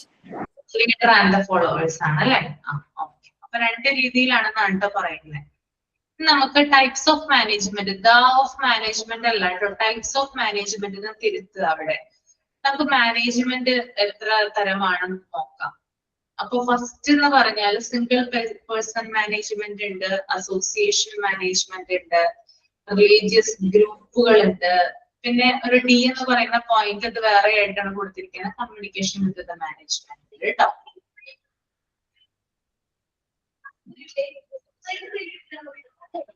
അപ്പൊ എന്താണ് സിംഗിൾ പേഴ്സൺ മാനേജ്മെന്റ് എന്ന് നമുക്ക് നോക്കാം. A lady or gent may run a school as a sole tradership. In such case, they will also be head of the institution, have the entire control. So the teacher can simply follow the procedure and she can have direct contact with the management. അതായത് ഒരു സ്ത്രീ അല്ലെങ്കിൽ പുരുഷൻ ഒറ്റ ആള് ownership ഉള്ള സ്ഥാപനം അല്ലെങ്കിൽ മാനേജ്മെന്റിനെയാണ് നമ്മൾ സിംഗിൾ പേഴ്സൺ മാനേജ്മെന്റ് എന്ന് പറയുന്നത്. മനസ്സിലായോ? ഒരൊറ്റ വ്യക്തി ഓണർ ആയിരിക്കുന്ന മാനേജ്മെന്റ് സ്കൂളുകളാണെന്ത്? Single person management. അത് ചിലപ്പോൾ സ്ത്രീ ആകാം അല്ലെങ്കിൽ പുരുഷനാകാം. ഓക്കെ. അപ്പോ ഇവരാണ് സ്കൂളിന്റെ എല്ലാ തരത്തിലുള്ള കൺട്രോളും കാര്യങ്ങളും ചെയ്യുന്നത്. ആ ഒരൊറ്റ വ്യക്തിയാണ് ആ എൻറ്റയർ സ്കൂളിനെ എന്ത് ചെയ്യുന്നത്? കൺട്രോൾ ചെയ്യുന്നത്. അപ്പൊ ഒറ്റ ആള് ഉള്ളത് കൊണ്ട് തന്നെ ടീച്ചർക്ക് എന്ത് ചെയ്യാം? വളരെ ഈസി ആയിട്ട് ആ മാനേജ്മെന്റ് അല്ലെങ്കിൽ ആ വ്യക്തിയുമായിട്ട് ഡയറക്റ്റ് ആയിട്ട് കോണ്ടാക്ട് ചെയ്യാം, കാര്യങ്ങളൊക്കെ സംസാരിക്കാം. മനസ്സിലായോ? Single person management. Okay. Then next, associations, trust or society. Sometimes the schools are controlled by associations which may be communal or urban or of some other groups. In such cases, there are chances for too many rules. It is better for the teacher to avoid contacting the management in person and access the immediate superior. ഇവിടെ എന്താ പറയുന്നത്? അതായത് ചില സമയത്ത് ഈ management control ചെയ്യുന്നത് അല്ലെങ്കിൽ ഈ സ്കൂൾ കൺട്രോൾ ചെയ്യുന്നത് ചിലപ്പോൾ ചില അസോസിയേഷൻസ് ആയിരിക്കാം, അല്ലെങ്കിൽ ചില ഗ്രൂപ്പുകളായിരിക്കാം. ഇപ്പൊ ഫോർ എക്സാമ്പിൾ പറയുകയാണെങ്കിൽ സ്ത്രീകൾ ചേർത്ത് നടത്തുന്ന സ്കൂളുകൾ, കുറച്ച് സ്ത്രീകൾ ചേർന്ന് നടത്തുന്ന സ്കൂള്, റിട്ടയർഡ് ആയിട്ടുള്ള വ്യക്തികൾ ചേർന്ന് നടത്തുന്ന സ്കൂള്, പിന്നെ കുറച്ച് ജെൻസ് പുരുഷന്മാര് ചേർന്ന് നടത്തുന്ന സ്കൂള്. അപ്പൊ ഷെയറിലൂടെ അല്ലെങ്കിൽ പാർട്ട്ണർഷിപ്പിലൂടെ നടത്തുന്ന സ്കൂളുകളെയാണ് associations or trust of society എന്ന് പറയുന്നത് കേട്ടോ. പാർട്ട്ണർഷിപ്പ് ബേസിലാണ് നടത്തുന്നത് ഈ സ്കൂളുകൾ നടത്തുന്നത്. ഒന്നോ അതിൽ കൂടുതലോ ആളുകൾ ഓണർ ആയിരിക്കുന്ന സ്കൂളുകളാണത് അസോസിയേഷൻ അല്ലെങ്കിൽ ട്രസ്റ്റ് ഓഫ് സൊസൈറ്റി എന്ന് പറയുന്നത്. ക്ലിയർ ആണോ? യെസ്, അത് ക്ലിയർ ആണ് അല്ലേ? ഓക്കെ. അപ്പോ ഇതിന്റെ പ്രത്യേകത എന്ന് പറഞ്ഞാല് മാനേജ്മെന്റുമായിട്ട് ഡയറക്റ്റ് കോണ്ടാക്ട് ഉള്ള സാധ്യത കുറവാണ് അവിടെ. കാരണം എന്താ? നേരത്തെ ഒരാളെ ഉണ്ടായിരുന്നുള്ളൂ, ഡയറക്റ്റ് ആയിട്ട് നമുക്ക് എന്തും പറയാം അല്ലെ? അപ്പൊ തന്നെ തീരുമാനം ഉണ്ടാവും. ഈ രണ്ടോ അതിലധികം ആളുകൾ വരുമ്പോഴുള്ള പ്രശ്നം എന്താണ്? ഒന്ന് ആലോചിച്ച് നോക്കിയേ. ടീച്ചർക്ക് എന്തെങ്കിലും പരാതികൾ ഉണ്ടെങ്കിൽ അതിൽ ഒരു വ്യക്തിയോട് പറഞ്ഞു. അപ്പൊ ആ വ്യക്തി പറയാണ്, എനിക്ക് മാത്രം ഒറ്റയ്ക്ക് തീരുമാനം എടുക്കാൻ പറ്റില്ല, എനിക്ക് എന്റെ പാർട്ട്നേഴ്സിനോട് ചോദിക്കണം. ഇല്ലേ, പറയില്ല അങ്ങനെ? ആണോ? അപ്പൊ അത്ര ആദ്യത്തെ അത്ര സുഖകരമായിട്ടുള്ള രീതിയിലല്ല രണ്ടാമത്തെ കമ്മ്യൂണിക്കേഷൻ എന്ന് പറയുന്നത് കേട്ടോ ടീച്ചറിന്റെ. മനസ്സിലായല്ലോ? അപ്പൊ ഇത്തരത്തിലുള്ള പാർട്ട്ണർഷിപ്പ് ബേസിൽ പ്രവർത്തിക്കുന്ന സ്ഥാപനമാണെങ്കിൽ എത്ര പാർട്ട്നേഴ്സ് ഉണ്ട് അവരോടൊക്കെ ഡിസ്കസ് ചെയ്ത് എല്ലാവർക്കും ഒരേ അഭിപ്രായം ഉണ്ടെങ്കിലാണ് പരാതികൾക്ക് പരിഹാരം കാണാനായിട്ട് സാധിക്കും. ഇനി നെക്സ്റ്റ് വൺ എന്ന് പറയുന്നത് റിലീജിയസ് ഗ്രൂപ്പ് ആണ് കേട്ടോ. This type of school is started only for the development of their religion. So there are more religious activities. The teacher should understand this before joining the school. Even if the teacher does not belong to that religion, she wants to follow their instructions. അതായത് ഇത്തരത്തിലുള്ള സ്കൂളുകൾ എന്ന് പറഞ്ഞാൽ അതായത് സ്കൂളിന്റെ അതായത് റിലീജിയന്റെ ഡെവലപ്മെന്റിന് വേണ്ടിയിട്ട് start ചെയ്തിട്ടുള്ള സ്കൂളുകളെയാണ് റിലീജിയസ് ഗ്രൂപ്പ് മാനേജ്മെന്റ് എന്ന് പറയുന്നത് കേട്ടോ. അതായത് ഏതെങ്കിലും റിലീജിയൻ ബേസ്ഡ് ആയിട്ട് പ്രവർത്തിക്കുന്ന അവരുടെ റൂൾസ് ആൻഡ് പ്രൊസീജിയേഴ്സ് ഒക്കെ നടപ്പിലാക്കുന്ന സ്കൂളുകൾ അല്ലെ? ഉണ്ടോ നമ്മുടെ നാട്ടിൽ അങ്ങനെയുള്ള സ്കൂളുകള്? റിലീജിയൻ ബേസ്ഡ് ഇതിൽ പ്രവർത്തിക്കുന്നത് ഉണ്ടല്ലേ? ഓക്കെ. അപ്പോ ടീച്ചർ ആ റിലീജിയനിൽ പെട്ടിട്ടുള്ള ആളല്ലെങ്കിൽ സ്കൂളിൽ ചേരുന്ന സമയത്ത് അവരുടെ ഇൻസ്ട്രക്ഷൻസും കാര്യങ്ങളൊക്കെ ടീച്ചറും ഫോളോ ചെയ്യേണ്ടതുണ്ട്. അതാണ് ഇവിടെ പറഞ്ഞു വെക്കുന്നത്. പക്ഷെ ഇവിടെ നമ്മൾ ശ്രദ്ധിക്കേണ്ട ഒരു കാര്യം, എല്ലാ റിലീജിയനും കുട്ടികളുടെ ഹോൾ ഡെവലപ്മെന്റ് ആൻഡ് പീസ് അതിന് വേണ്ടിയിട്ടാണ് എന്ത് ചെയ്യുന്നത്, പ്രവർത്തിക്കുന്നത് അല്ലെ? നമ്മുടെ സ്കൂളുകളിൽ നമുക്കറിയാം, ഇപ്പോ ക്രിസ്ത്യൻ സ്കൂളുകളൊക്കെ ആണെങ്കിൽ അവിടെ മോറൽ സയൻസ് പോലുള്ള ഭാഗങ്ങൾ പഠിപ്പിക്കുന്നുണ്ട് അല്ലെ? ഉണ്ടോ? പഠിപ്പിക്കുന്നുണ്ടോ? ക്രിസ്ത്യൻസ് കുട്ടികളെ മാത്രമാണ് പഠിപ്പിക്കുന്നത്, അല്ലാത്ത സ്റ്റുഡൻസിന് എന്ത് ചെയ്യാം, അതിൽ ജോയിൻ ചെയ്യാം അല്ലെ? അപ്പൊ കുട്ടികളുടെ സന്മാർഗപരമായിട്ടുള്ള കാര്യങ്ങൾ വികസിപ്പിക്കുന്നതിന് വേണ്ടിയിട്ടാണ് അങ്ങനെയുള്ള കാര്യങ്ങൾ. എന്റെ മോന് പഠിക്കുന്ന ചൈതന്യ വിദ്യാലയ സ്കൂള്. പക്ഷെ അവിടെ മുസ്ലിംസോ ക്രിസ്ത്യൻസോ ഒന്നുമില്ല, ഹിന്ദുസ് മാത്രമേ ഉള്ളൂ. പിന്നെ ഭഗവത്ഗീത അതെല്ലാം പഠിപ്പിക്കുന്നുണ്ട്. ഓൺലി ഹിന്ദുസ് മാത്രം. ടീച്ചേഴ്സും അങ്ങനെ അത് ആ നിയമങ്ങളെല്ലാം പാലിക്കണം. മീൻസ് അവർ ചോദിക്കും, ഇന്റർവ്യൂ എടുക്കും, ഇത് വിശ്വാസം ഉണ്ടോ, ഭക്തിയിൽ വിശ്വാസം ഉണ്ടോ, അങ്ങനെല്ലാം ചോദിക്കും.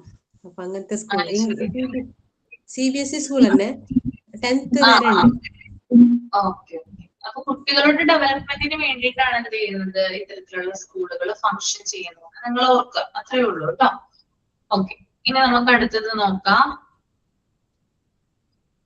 Communication with the management. The teacher should not contact the top management often, even with her prompt superior. Daily duties to wish in the morning and get the permission while leaving from the school. അതായത് teacher എന്ത് ചെയ്യണം, higher അതോറിറ്റീസിനെ കാണുന്ന സമയത്ത് daily വിഷുകൾ, good morning അല്ലെങ്കിൽ thank you അല്ലെങ്കിൽ by അങ്ങനെയുള്ള wishes കൊടുക്കാനായിട്ട് മറക്കരുത് എന്നാണ് പറയുന്നത്. സ്കൂളിൽ ചെല്ലുമ്പോൾ ഡെയിലി ഡ്യൂട്ടി വിഷസ് കൊടുക്കുക, സ്കൂളിൽ നിന്ന് ലീവ് ചെയ്യുമ്പോൾ അതിനനുസരിച്ചുള്ള വിഷസ് കൊടുക്കുക. അപ്പൊ അത് മറക്കരുതെന്ന് പറയുന്നുണ്ട് കേട്ടോ. ഇനി അടുത്ത നമുക്ക് 2 ടോപ്പിക് കൂടി കവർ ചെയ്യാനുണ്ട്, പാരന്റ്സും ചിൽഡ്രനും. ഓക്കെ. അപ്പോ അതൊന്ന് വായിക്കാമോ ആരെങ്കിലും? 2 പാരഗ്രാഫ് വായിച്ചോളൂ കേട്ടോ. Parents. Modern educational management feel like parents as customers. So teachers should have to be calm and polite, even if the parents should shout or use debris words. Teachers should not lose temper. Teachers should avoid meeting the parents or discussing with the parents anywhere outside of the school. Even in the school, she should not yield to any undue expectation of the parents. Many times, parents are communicated by the management through the teacher only. While carrying the instructions of the management to the parents, teachers should not add her own private opinion. Only discussions of the management should have to dispatched to the parents, not all the discussions. Children. The aim of the teaching profession itself is to communicate with the children. At the same time, we should note that parents are also watching their children regularly. So, whenever the teacher wants to communicate the children by oral or written, she should feel that the parents are in the back. Not only her words, but also all her activities, including about her dress. The information is being informed to the parents by the children. So she should have to be careful not only in written statement and oral statement, but also in behavior to the children. When teachers is writing a short note, she is communicating with the parents only. Okay. പാരന്റ്സിന്റെ കാര്യം പറയുന്നത്, അതായത് modern education management പാരന്റ്സിനെ കാണുന്നത് ആരായിട്ടാ? Customers ആയിട്ടാണോ? Customers ആയിട്ടാണോ കാണുന്നേ? ആണല്ലേ? ശരിയല്ലേ? യെസ്. പണ്ടത്തെ പോലെയല്ല. കാരണം എഡ്യൂക്കേറ്റഡ് ആയിട്ടുള്ള മാതാപിതാക്കളാണ് ഉള്ളത് അല്ലെ.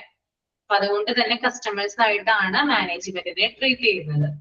അപ്പോ ടീച്ചർ അവര് വരുന്ന സമയത്ത് വളരെ പൊളൈറ്റ് ആയിട്ട്, വളരെ മര്യാദയോടുകൂടി, ഭയഭക്തി ബഹുമാനത്തോടു കൂടി എനിക്ക് സംസാരിക്കണം. പിന്നെ അവര് ഷൗട്ട് ചെയ്യാനോ മോശം വാക്കുകൾ ഉപയോഗിക്കാനോ പാടില്ല. ഓക്കെ. പിന്നെ അതുപോലെ തന്നെ പാരന്റ്സും ടീച്ചേഴ്സും തമ്മിലുള്ള ഡിസ്കഷൻ ചില സമയങ്ങളിൽ പുറത്തു വെച്ച് നടക്കാറുണ്ട്. അങ്ങനെ പാടുള്ളതല്ല കേട്ടോ. അതായത് കുട്ടിയെ സംബന്ധിച്ചിട്ടുള്ള കാര്യം പറയാനാണെങ്കിൽ സ്കൂളിലോട്ട് വിളിച്ചു വരുത്തി തന്നെ സംസാരിക്കണം. പുറത്ത് മാളുകളിലോ ബീച്ചുകളിലൊക്കെ പോയിട്ട് സംസാരിക്കുന്ന രീതി ഒഴിവാക്കണം എന്ന് പറയുന്നുണ്ട്. പിന്നെ അതുപോലെ തന്നെ എന്താ പറയാ, നമുക്കറിയാം കൂടുതലും മാനേജ്മെന്റ് പാരന്റ്സുമായിട്ട് കമ്മ്യൂണിക്കേറ്റ് ചെയ്യുന്നത് ടീച്ചേഴ്സിലൂടെയാണ്. ഞാൻ നേരത്തെ പറഞ്ഞ കാര്യമാണ്. അപ്പൊ മാനേജ്മെന്റിന് പറയാനുള്ള കാര്യങ്ങൾ ടീച്ചേഴ്സിനെയാണ് അറിയിക്കുക. ടീച്ചേഴ്സ് അത് കുട്ടികളെ അറിയിക്കും, അല്ലെങ്കിൽ കുട്ടികൾ അത് പാരന്റ്സിനെ അറിയിക്കും, അല്ലെങ്കിൽ ടീച്ചേഴ്സ് നേരിട്ട് മാനേജ്മെന്റിനെ അറിയിക്കും. ഇങ്ങനെയാണ് ചെയ്യുക. അപ്പോ ടീച്ചർ എന്ത് ചെയ്യരുത്, അതായത് ടീച്ചറുടേതായിട്ടുള്ള ഒപ്പീനിയൻ ഇതിൽ ചേർക്കാനായിട്ട് പാടില്ല. മാനേജ്മെന്റ് എന്ത് കാര്യമാണോ പറഞ്ഞത് അതിൽ എന്തെങ്കിലും ഭാഗം കൂട്ടിച്ചേർക്കുകയോ എന്തെങ്കിലും ഭാഗം കട്ട് ചെയ്യുകയോ ചെയ്യരുത്. എന്താണോ പറഞ്ഞത് അതേപോലത്തെ ആ സ്റ്റേറ്റ്മെന്റ് കുട്ടികളോടായാലും പാരന്റ്സിനോടായാലും പറയാനുള്ളതാണ് ടീച്ചറുടെ ജോലി. ഓക്കെ. അപ്പോ കുട്ടികൾ ഇത് കേട്ടിരിപ്പുണ്ട്. ചില സമയത്ത് ടീച്ചർ പറയുന്ന കാര്യങ്ങൾ കുട്ടികൾ കേൾക്കും, അത് പാരന്റ്സിനോട് പറയും, പിന്നെ പാരന്റ്സ് അത് മാനേജ്മെന്റിനോട് ചോദിക്കും. അപ്പൊ വലിയൊരു ഇഷ്യൂ അവിടെ ക്രിയേറ്റ് ചെയ്യപ്പെടും. അപ്പൊ അത്തരത്തിലുള്ള കാര്യങ്ങൾ ഒഴിവാക്കുന്നതിന് വേണ്ടിയിട്ട് മാനേജ്മെന്റ് എന്താണോ പറയുന്നത് അതിനനുസരിച്ച് കുട്ടികളോട് പറയാനുള്ളതാണ് ടീച്ചർ ചെയ്യുന്നത്. ഓക്കെ, ക്ലിയർ ആണോ? യെസ്. ഇനി നമുക്ക് ചിൽഡ്രനെ പറ്റി ഒന്ന് നോക്കാം. ടീച്ചിങ് പ്രൊഫഷന്റെ എയിം എന്ന് പറയുന്നത് കുട്ടികളുമായിട്ട് കമ്മ്യൂണിക്കേറ്റ് ചെയ്യുക എന്നുള്ളതാണ്. അപ്പൊ നമ്മൾ ശ്രദ്ധിക്കേണ്ട ഒരു കാര്യം, ഈ കുട്ടികളുമായിട്ട് നമ്മൾ പല കാര്യങ്ങളും സംസാരിക്കുന്ന സമയത്ത് അവരുടെ പിറകിൽ ആരുണ്ടെല്ലാം ശ്രദ്ധിച്ചുകൊണ്ട്. പാരന്റ്സ് ഉണ്ടോ? നിങ്ങൾ നിങ്ങളുടെ കുട്ടികളുടെ കാര്യങ്ങൾ ശ്രദ്ധിക്കാറില്ലേ? അവർ പറയുന്ന ഓരോ കാര്യങ്ങൾ നിങ്ങൾ ഒബ്സർവ് ചെയ്യാറില്ലേ? അപ്പൊ ആ ഒരു ചിന്ത ടീച്ചർക്ക് ഉണ്ടായിരിക്കണം. നമ്മൾ കുട്ടികളെ ശ്രദ്ധിക്കുന്ന സമയത്ത് അവരുടെ പിറകിൽ ആരുണ്ട്? പാരന്റ്സ് ഉണ്ട്. അപ്പൊ ടീച്ചറുമായിട്ട് കമ്മ്യൂണിക്കേറ്റ് ചെയ്യുന്ന സമയത്ത് അത് ഓറൽ ആവാം, അല്ലെങ്കിൽ റിട്ടേൺ, സ്റ്റുഡൻസുമായിട്ട് കമ്മ്യൂണിക്കേറ്റ് ചെയ്യുന്ന സമയത്ത് ടീച്ചർ അത് ഓറൽ ആവാം, റിട്ടേൺ ആവാം, അവരുടെ ബാക്കിൽ പാരന്റ്സ് ഉണ്ടെന്ന് നമ്മൾ ശ്രദ്ധിക്കേണ്ടതുണ്ട്. പിന്നെ അതുപോലെ തന്നെ ചില കാര്യങ്ങളിൽ ടീച്ചറിന്റെ ചില കാര്യങ്ങൾ എന്ത് ചെയ്യാറുണ്ട്, കുട്ടികളെ ശ്രദ്ധിക്കാറുണ്ട്. വാക്കുകൾ മാത്രമല്ല, ഡ്രസ്സിങ് സ്റ്റൈൽ ശ്രദ്ധിക്കാറുണ്ട്. പിന്നെ അതുപോലെ തന്നെ ബോഡി ലാംഗ്വേജ് ശ്രദ്ധിക്കാറുണ്ട്. അപ്പൊ ഇതൊക്കെ എന്ത് ചെയ്യും, കുട്ടികള് പാരന്റ്സിന്റെ അടുത്ത് നിന്ന് പറയും. അല്ലെ, നിങ്ങളോട് വന്ന് പറയില്ലേ, ആ ടീച്ചർ നീല സാരിയാണ് ധരിച്ചിരുന്നത്, നല്ല ഭംഗി ഉണ്ടായിരുന്നു കാണാനായിട്ട്, അല്ലെ? അപ്പൊ ഇതൊക്കെ എന്ത് ചെയ്യണം, ടീച്ചർ ശ്രദ്ധിക്കണം. വളരെയധികം കെയർഫുൾ ആയിട്ട് വേണം കുട്ടികളുടെ അടുത്തായാലും ടീച്ചർ വരാൻ വേണ്ടിയിട്ട്. ഓക്കെ, ക്ലിയർ ആണോ? എന്തെങ്കിലും ഡൗട്ട് ഉണ്ടോ ഈ ചാപ്റ്ററിൽ? ഇല്ലല്ലോ, ക്ലിയർ അല്ലേ? നല്ല ചാപ്റ്റർ അല്ലേ? Okay, okay. അപ്പൊ നമുക്ക് അടുത്ത ചാപ്റ്ററിലോട്ട് പോവാം അല്ലേ?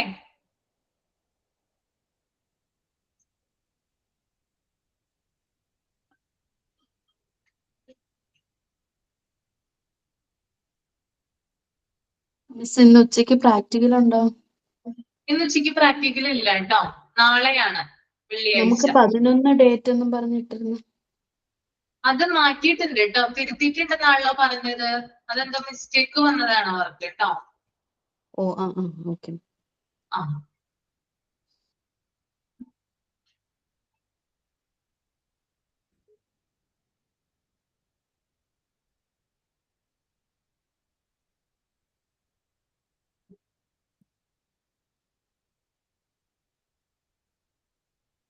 അപ്പൊ അടുത്ത ചാപ്റ്റർ നമുക്ക് എടുക്കാം.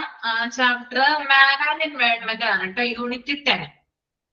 ഓക്കെ, എല്ലാവരും എടുത്ത് വെച്ചോളൂ കേട്ടോ. എന്നിട്ട് ഫസ്റ്റ് പേജ് ഒന്ന് റീഡ് ചെയ്തോളൂ. നിങ്ങൾ ചെറിയ ക്ലാസ്സിൽ പഠിച്ചിട്ടുള്ള കാര്യങ്ങളാണ് കേട്ടോ ഇതിനകത്ത് പറയുന്നത് കൂടുതലും.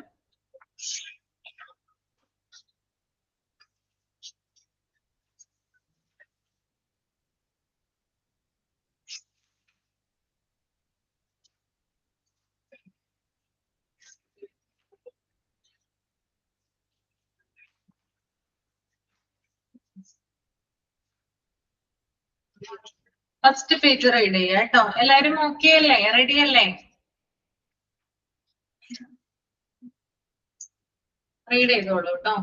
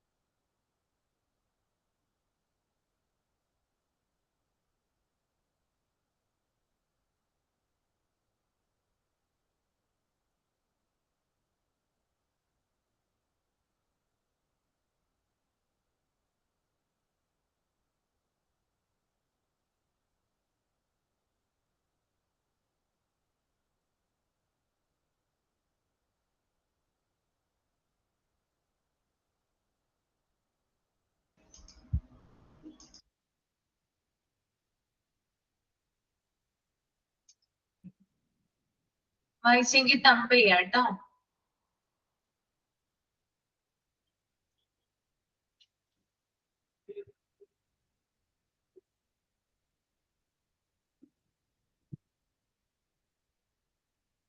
ടീച്ചർ ആ ഫസ്റ്റ് പേജ് മൊത്തം വായിക്കണോ?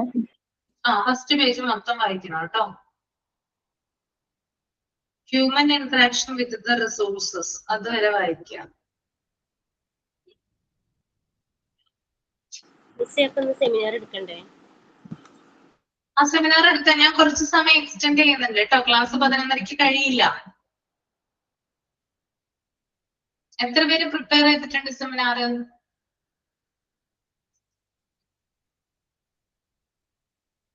ആ ഓക്കെ.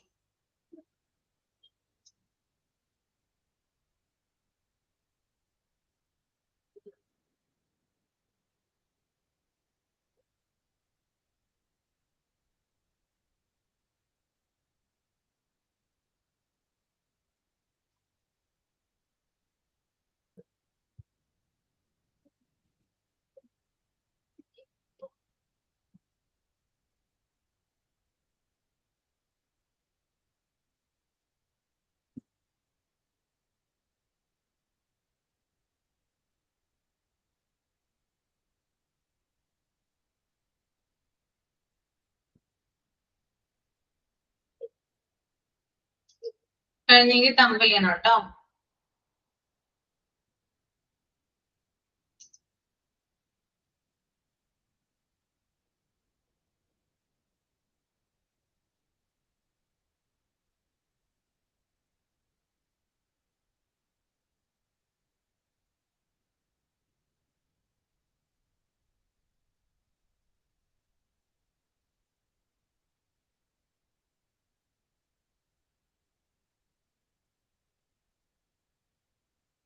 ഓക്കെ, അപ്പൊ നമുക്ക് നോക്കാം. മാൻ ആൻഡ് എൻവയൺമെന്റ് യൂണിറ്റ് 10 ആണ്, ലാസ്റ്റത്തെ ചാപ്റ്റർ ആണ്. വായിക്കാം നമുക്ക്. ഫസ്റ്റ് പാരഗ്രാഫ് ആണ് ട്ടോ വായിക്കുന്നത്. A resource has been defined as any means of attaining given ends or a source of supply or support generally held in reserve. Natural resources include the total natural environment, that is the entire surface layer of Earth. So the natural resources are the components of atmosphere, hydrosphere and lithosphere. Based on the affluence and availability, natural resources are divided into two sections.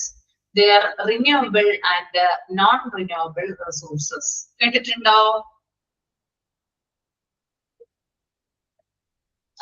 Natural resources എന്താണ്? അതിനൊരു definition ഇവിടെ കൊടുത്തിട്ടുണ്ട് അല്ലെ.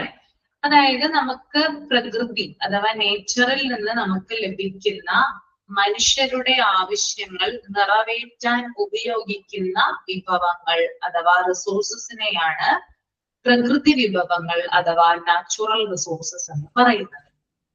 Okay, ഒന്നുകൂടി പറയാം. പ്രകൃതിയിൽ നിന്ന് ലഭിക്കുന്ന മനുഷ്യരുടെ ആവശ്യങ്ങൾ നിറവേറ്റാനായിട്ട് ഉപയോഗിക്കുന്ന വിഭവങ്ങളെ നമുക്ക് എന്ത് പറയാം?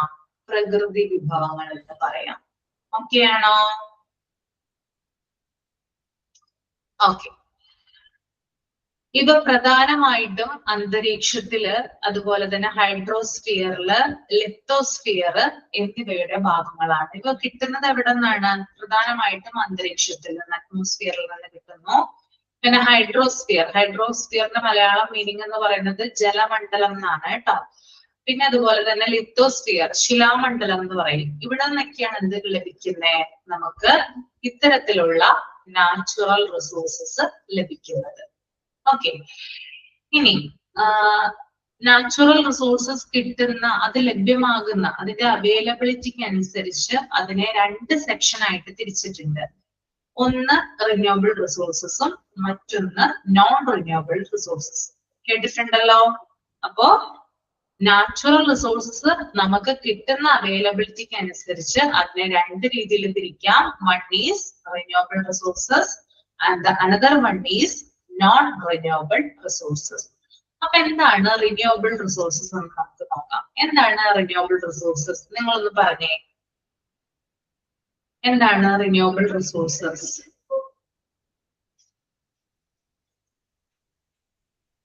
അറിയില്ല ആർക്കും? റിന്യൂവബിൾ മീൻസ് ഇനിയും നമുക്ക് യൂസ് ചെയ്യാൻ പറ്റുന്ന, അതെ, അതായത് നമുക്ക് പുനരുപയോഗിക്കാൻ സാധിക്കുന്ന വിഭവങ്ങളെയാണ് റിന്യൂവബിൾ റിസോഴ്സസ് എന്ന് പറയുന്നത്. നമുക്ക് വീണ്ടും ഉപയോഗിക്കാം, വീണ്ടും അത് കിട്ടിക്കൊണ്ടിരിക്കും. That is renewable resources. Okay, അപ്പൊ അവിടെ കൊടുത്തിട്ടുണ്ട്. These resources are naturally restored after being used. Example water, biomass. അതായത് നമ്മൾ ഉപയോഗിച്ചതിന് ശേഷവും എന്ത് ചെയ്യുന്നു, പ്രകൃതിയിൽ നിന്ന് വീണ്ടും ലഭ്യമാകുന്നതിനെയാണ് നമ്മൾ എന്ത് പറയുന്നേ, റിന്യൂവബിൾ റിസോഴ്സസ് എന്ന് പറയുന്നത്. വെള്ളം നമ്മൾ എടുത്തു കഴിഞ്ഞാൽ തീർന്നു പോവോ? ഉണ്ടായിക്കൊണ്ടല്ലേ ഇരിക്കുള്ളൂ. കിണറ്റിൽ നിന്നും നമ്മൾ വെള്ളം കോരുന്നു, തീർന്നു പോവോ? അത് പോവോ? ഇല്ല ഇല്ല, വീണ്ടും വീണ്ടും ഉണ്ടായിക്കൊണ്ടിരിക്കും അല്ലെ. അപ്പൊ അതിനെയാണ് എന്ത് പറയുന്നത്, റിന്യൂവബിൾ റിസോഴ്സസ് എന്ന് പറയുന്നത് കേട്ടോ. അപ്പൊ ഇവിടെ എക്സാമ്പിൾ കൊടുത്തിട്ടുണ്ട്, വാട്ടറും ബയോമാസും ആണ് റിന്യൂവബിൾ റിസോഴ്സസിന് എക്സാമ്പിൾ ആയിട്ട് വരുന്നത്. ഇനി നമുക്ക് അടുത്തത് നോക്കാം, non renewable resources. These are resources which cannot be replenished within a small period. Example, fossil fuels or metals. എന്താണ് നോൺ റിന്യൂവബിൾ റിസോഴ്സസ് എന്ന് പറഞ്ഞാൽ? അപ്പോ വീണ്ടും ലഭ്യമാകാൻ കഴിയാത്ത വിഭവങ്ങളാണ്. വീണ്ടും നമ്മൾക്ക് ഉപയോഗിക്കും, വീണ്ടും നമുക്ക് ലഭ്യമാകാത്ത വിഭവങ്ങളെയാണ് എന്ത് പറയുന്നത്, നോൺ റിന്യൂവബിൾ റിസോഴ്സസ് എന്ന് പറയുന്നത് കേട്ടോ. അതായത് വീണ്ടും അത് രൂപപ്പെടാനായിട്ട് വളരെയധികം സമയമുണ്ടാകും, സമയം എടുത്തിട്ടാണ് എന്ത് ചെയ്യുന്നത്, അത് രൂപപ്പെടുന്നത് അല്ലെ. അപ്പൊ നമ്മൾ പറയാറുണ്ട്, ഫ്യൂച്ചറിലേക്ക് വേണ്ടി, നമ്മുടെ ഭാവി തലമുറക്ക് വേണ്ടിയിട്ട് നമ്മൾ എന്ത് ചെയ്യരുത്, അത് തീർത്ത് കളയരുതെന്ന് പറയാറുണ്ട് അല്ലെ, ഇത്തരത്തിലുള്ള വിഭവങ്ങള്. അപ്പൊ ഫോസിൽ ഫ്യൂവൽസ്, അതുപോലെ തന്നെ ഫോസിൽ ഇന്ധനങ്ങള്, പിന്നെ അതുപോലെ തന്നെ ഓർ മെറ്റൽസ്, ഇതൊക്കെയാണ് നോൺ റിന്യൂവബിൾ റിസോഴ്സസിന് ഉദാഹരണമായിട്ട് വരുന്നത്. ഓക്കെ, പെട്രോളിയം, കൽക്കരി പോലുള്ള കാര്യങ്ങളൊക്കെ നോൺ റിന്യൂവബിൾ അല്ലേ? ആണോ? തീർന്നു പോകില്ല അതൊക്കെ.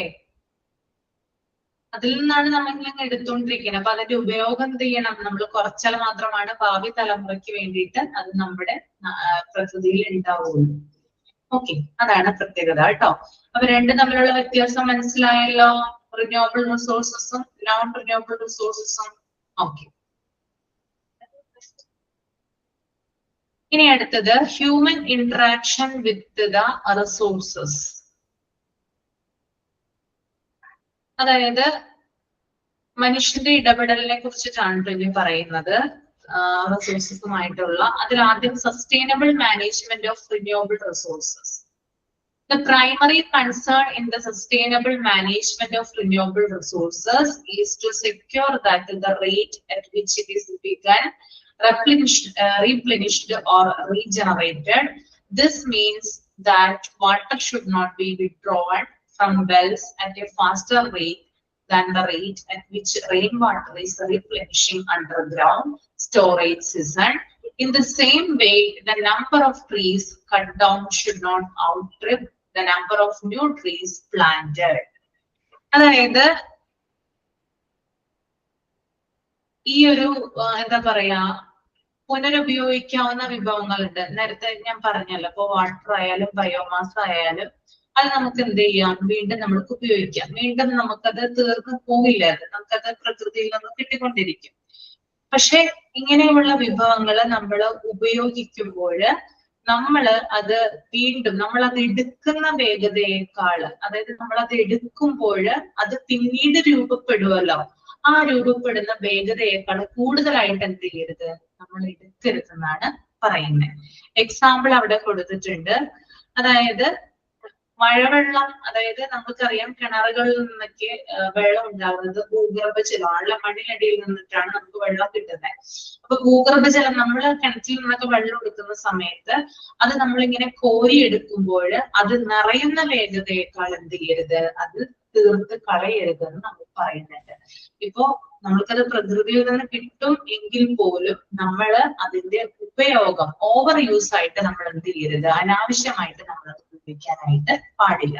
പിന്നെ വേറൊരു എക്സാമ്പിൾ കൂടി പറയാനുണ്ട്, അത് പറഞ്ഞ് നിങ്ങൾക്ക് മനസ്സിലാകും. ഇപ്പോ കുറെ ട്രീസ് ഒക്കെ കട്ട് ചെയ്യുന്നുണ്ട് അല്ലെ, ധാരാളം ആവശ്യങ്ങൾക്ക് വേണ്ടിയിട്ട് ഉണ്ടാവും. ട്രീസ് കട്ട് ചെയ്യുന്നുണ്ടാവും, ഉണ്ട്. ഇങ്ങനെ ട്രീസ് നമ്മൾ കട്ട് ചെയ്യുമ്പോൾ നമ്മളിപ്പോ 10 ട്രീ കട്ട് ചെയ്യുന്നുണ്ടെങ്കിൽ 20 ട്രീ എങ്കിലും എന്ത് ചെയ്യണം, പുതുതായിട്ട് നമ്മൾ നട്ട് നനയ്ക്കണം. മനസ്സിലായോ? ഓക്കെ, അപ്പൊ നമ്മൾ എടുക്കുന്ന വേഗതയേക്കാൾ എന്ത് ചെയ്യരുത്, അത് തീർത്ത് കളയാനായിട്ട് നോക്കരുത്. 10 ട്രീസ് എടുക്കുമ്പോൾ 20 ട്രീസ് വെച്ചാലാണ് നമുക്കത് പിന്നീട് ഉപയോഗിക്കാനായിട്ട് പറ്റും. ഓക്കെ, ക്ലിയർ ആണോ? യെസ്.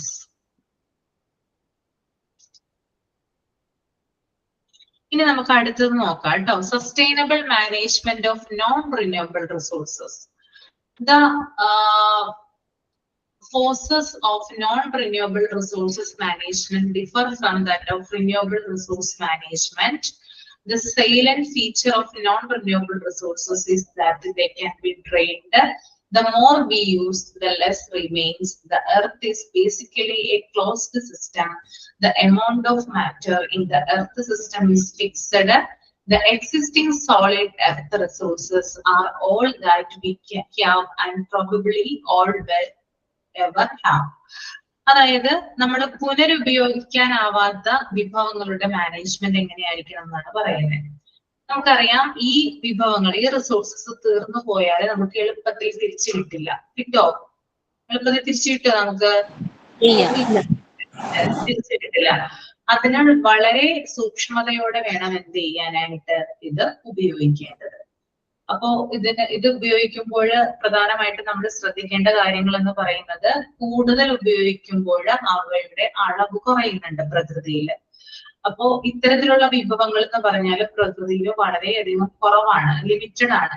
അപ്പോ നിലവിലുള്ള എന്താ പറയാ വിഭവങ്ങൾ ഉപയോഗിക്കുന്ന സമയത്ത് വളരെയധികം ശ്രദ്ധിച്ചു വേണം നമ്മൾ അതിന്റെ നമ്മളത് യൂസ് ചെയ്യാനായിട്ട്.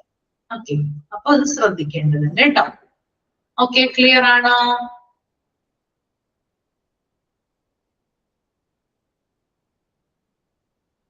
യെസ്. ഇനി ഒരാൾ എൻവയൺമെന്റ് പൊല്യൂഷൻ ഒന്ന് വായിച്ചേ. Environment pollution. Environment pollution. Environment pollution means breaking the environment in such a manner that it is unable to play its role properly. A blended environment is not going to maintain, nourish and sustain humanity. Environment pollution is air pollution, land pollution, sound pollution, and radiation pollution. വേണ്ട. Environment pollution എന്ന് പറഞ്ഞാൽ എന്താ ഉദ്ദേശിക്കുന്നത്? പരിസ്ഥിതി മലിനീകരണം. കേട്ടിട്ടുണ്ടോ? നമ്മൾ പ്ലക്കാർഡുകളും കാര്യങ്ങളൊക്കെ ഉണ്ടാക്കാറുണ്ട് അല്ലെ? അതായത് പരിസ്ഥിതിക്ക് തന്റെ സ്വാഭാവികമായിട്ടുള്ള പ്രവർത്തനങ്ങൾ ശരിയായിട്ട് നിർവഹിക്കാൻ കഴിയാത്ത വിധം അതിനെ നശിപ്പിക്കുന്നതിനെയാണ് പരിസ്ഥിതി മലിനീകരണം എന്ന് പറയുന്നത്. അപ്പൊ പ്രകൃതിക്ക് എന്ത് ചെയ്യാൻ പറ്റില്ല? അതിന്റെ സ്വാഭാവിക കാര്യങ്ങൾ ചെയ്യാനായിട്ട് പറ്റില്ല. എന്തുമൂലം? മനുഷ്യന്റെ അമിതമായിട്ടുള്ള ഇടപെടൽ മൂലം. ഇതിനെ നമുക്ക് എന്ത് പറയാം? പരിസ്ഥിതി മലിനീകരണം എന്ന് പറയാം. ഓക്കെ, അപ്പൊ എൻവയൺമെന്റ് പൊല്യൂഷൻ എന്ന് പറഞ്ഞാല് കുറേയധികം കാര്യങ്ങൾ വരുന്നുണ്ട്. എയർ പൊല്യൂഷൻ വരുന്നുണ്ട്, ലാൻഡ് പൊല്യൂഷൻ വരുന്നുണ്ട്, സൗണ്ട് പൊല്യൂഷൻ വരുന്നുണ്ട്, റേഡിയേഷൻ പൊല്യൂഷൻ വരുന്നുണ്ട്.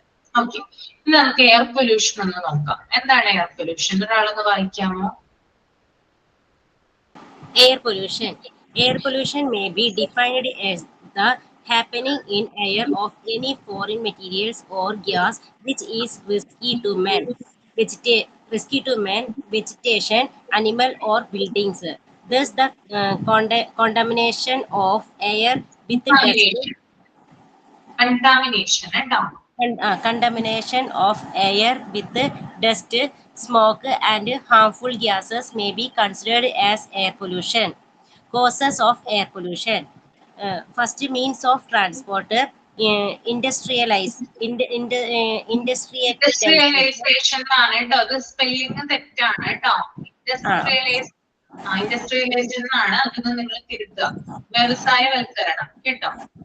പിന്നെ Industrialization, fuel, use of insecticides, deforestation, lack of proper disposal of garbage.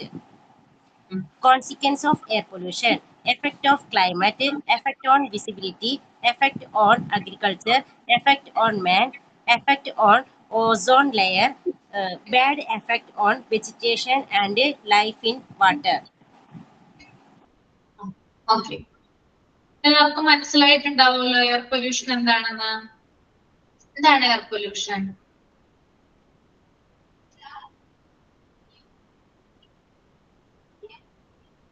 Air pollution എന്ന് പറഞ്ഞാല് മനുഷ്യർക്കും അതുപോലെ തന്നെ പ്ലാന്റ്സ്, സസ്യങ്ങൾക്കും, മൃഗങ്ങള്, ആനിമൽസ്, പിന്നെ കെട്ടിടങ്ങള്, ബിൽഡിങ്ങുകള് അല്ലെ, ഇത്തരത്തിലുള്ളവയ്ക്ക് ദോഷം വരുത്തുന്ന പൊടി, പുക, വിഷവാതകങ്ങൾ തുടങ്ങിയവ വായുവിൽ കലരുന്നതാണെന്ത് വായുമലിനീകരണം അഥവാ എയർ പൊല്യൂഷൻ എന്ന് പറയുന്നത്.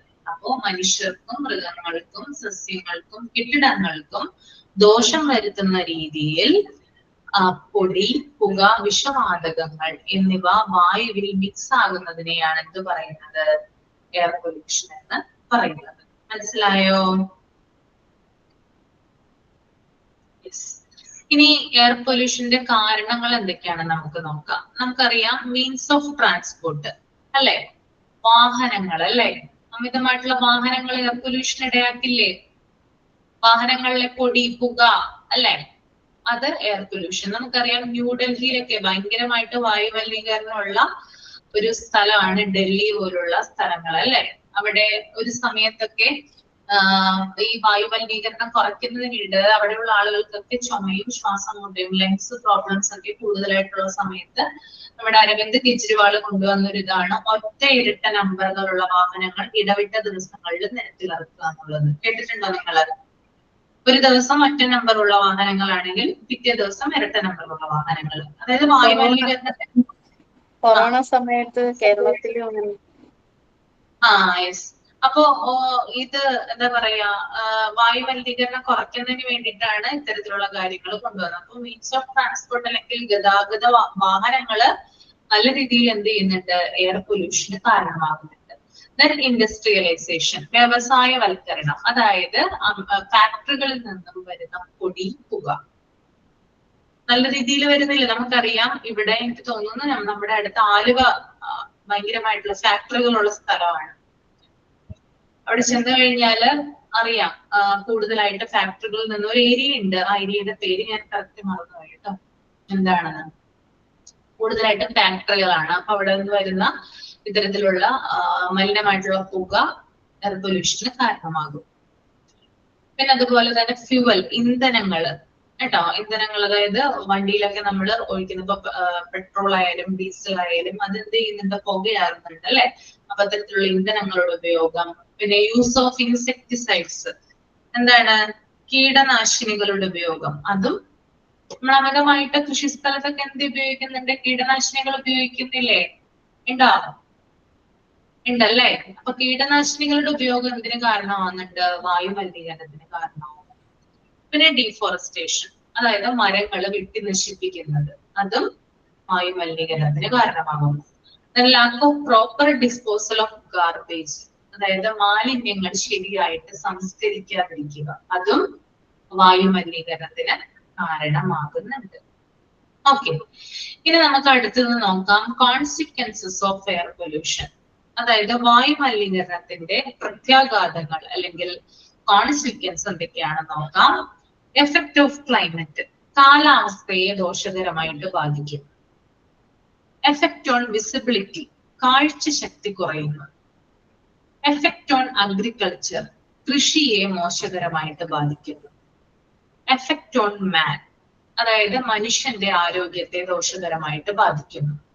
Effect on ozone layer, ozone പാളിയെ വ്യാപകമായിട്ട് നശിപ്പിക്കുന്നു അല്ലെ. ഓസോൺ പാളി എന്ന് പറഞ്ഞാൽ എന്താണ്, അൾട്രാവയലറ്റ് കിരണങ്ങൾ നമ്മുടെ ഭൂമിയിലേക്ക് എത്തുന്നതിന് തടയുന്ന പാളിയാണിത് ഓസോൺ പാളി. അപ്പൊ അമിതമായിട്ടുള്ള മലിനീകരണം ഓസോൺ പാളിയിൽ വിള്ളലുകൾ ഉണ്ടാവാനായിട്ട് സാധ്യത കൂട്ടുന്നു. അത് കാരണം ഓസോൺ പാളിക്ക് നാശം സംഭവിക്കും. Okay, last one, bad effect on vegetation and life in water, സസ്യ ജന്തുജാലങ്ങൾക്കും ജലജീവികൾക്കും ഒക്കെ എന്തുണ്ടാക്കുന്നു, ദോഷം ഉണ്ടാക്കുന്ന ഒന്നാണ് എയർ പൊല്യൂഷൻ എന്ന് പറയുന്നത്. ക്ലിയർ ആണോ? യെസ്. ഇനി നമുക്ക് അടുത്തത് നോക്കാം ലാൻഡ് പൊല്യൂഷൻ. ലാൻഡ് പൊല്യൂഷൻ ഒരാൾ വായിച്ചോളൂ കേട്ടോ.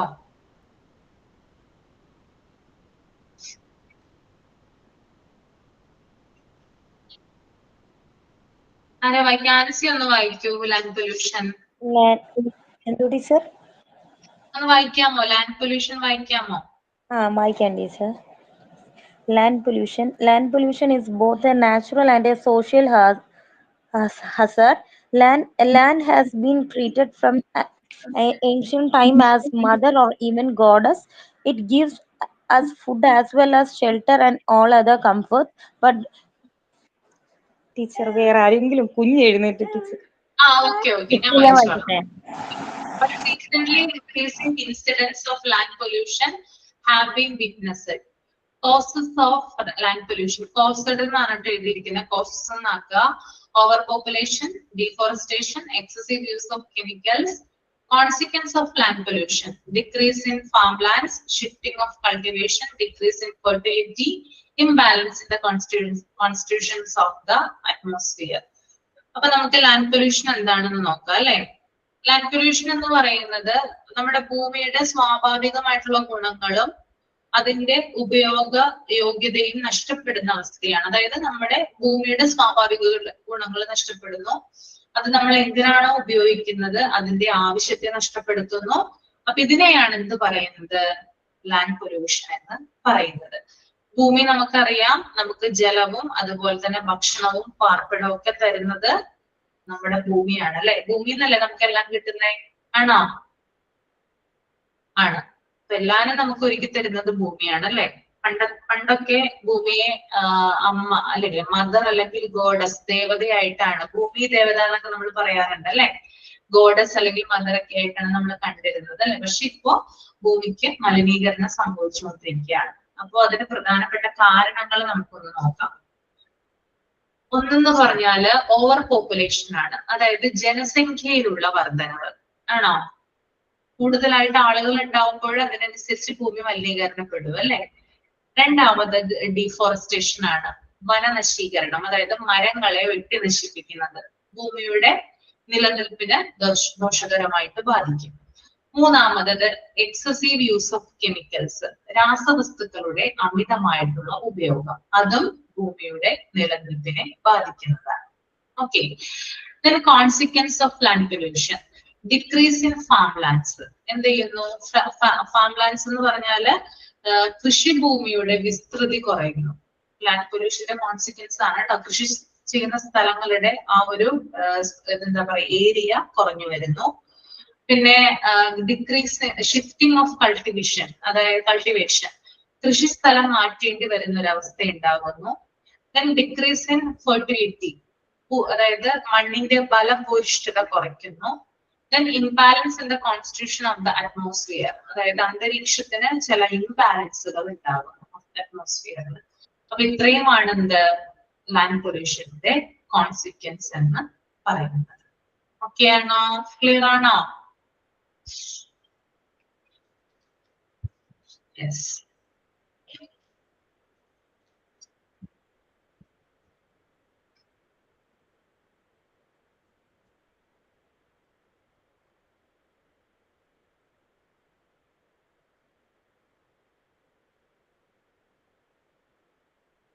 ഇനി നമുക്ക് അടുത്തത് നോക്കാം, സൗണ്ട് പൊല്യൂഷൻ. സൗണ്ട് പൊല്യൂഷൻ നിങ്ങളൊന്ന് വായിക്കട്ടെ. അപ്പൊ നെക്സ്റ്റ് പേജ് ഒന്ന് റീഡ് ചെയ്തോളൂ.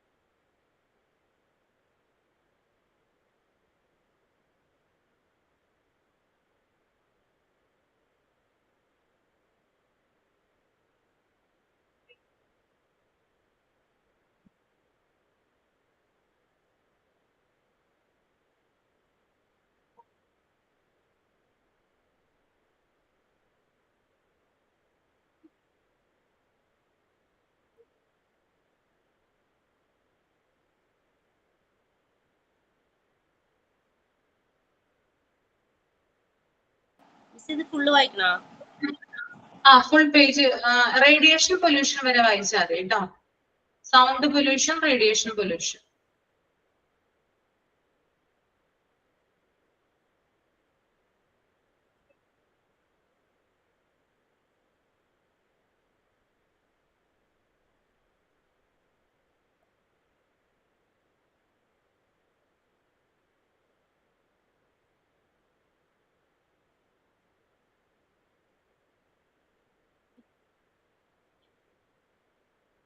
വായിച്ചു കഴിയുമ്പോ തമ്പ് ചെയ്യാം കേട്ടോ.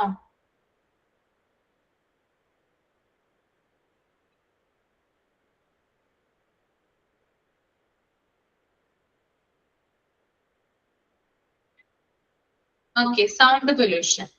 Unwanted sound is simply called a noise, the intensity of which is usually measured in a unit called a decibel. The mildest sound that humans hear directly is called the threshold of hearing. Okay. Vehicles, loudspeaker, mass media, industries, defense equipment, consequence of sound pollution. Dear, ഇത് spelling error ഉണ്ട് കേട്ടോ, അത് ഞാൻ പറഞ്ഞു തരാം. Effect on pregnant woman, effect on nervous system, efficiency of individuals.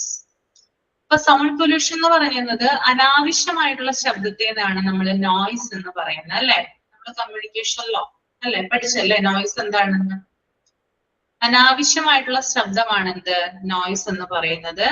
ശബ്ദത്തിന്റെ തീവ്രത അളക്കുന്ന യൂണിറ്റ് ഏതാ? ചെറിയ ക്ലാസ്സിൽ ഫിസിക്സിലൊക്കെ പഠിച്ചിട്ടുണ്ടാവുമല്ലോ, ഡെസിബൽ. ശബ്ദത്തിന്റെ തീവ്രത അളക്കുന്ന യൂണിറ്റ് ആണ് ഡെസിബൽ. അപ്പോ എന്താ പറയാ, മനുഷ്യന് ഒരു ശ്രവണ പരിധി ഉണ്ട് അല്ലെ? ശ്രവണ പരിധി എത്രയാണെന്ന് അറിയാമോ? മനുഷ്യന് കേൾക്കാൻ പറ്റുന്ന 20 ഹെഡ്സ് മുതൽ 20,000 ഹെഡ്സ് വരെയാണ് അല്ലെ? ആ പരിധിക്കുള്ളിലാണ് മനുഷ്യന്റെ കേൾവി നിലനിർത്തേണ്ടത്.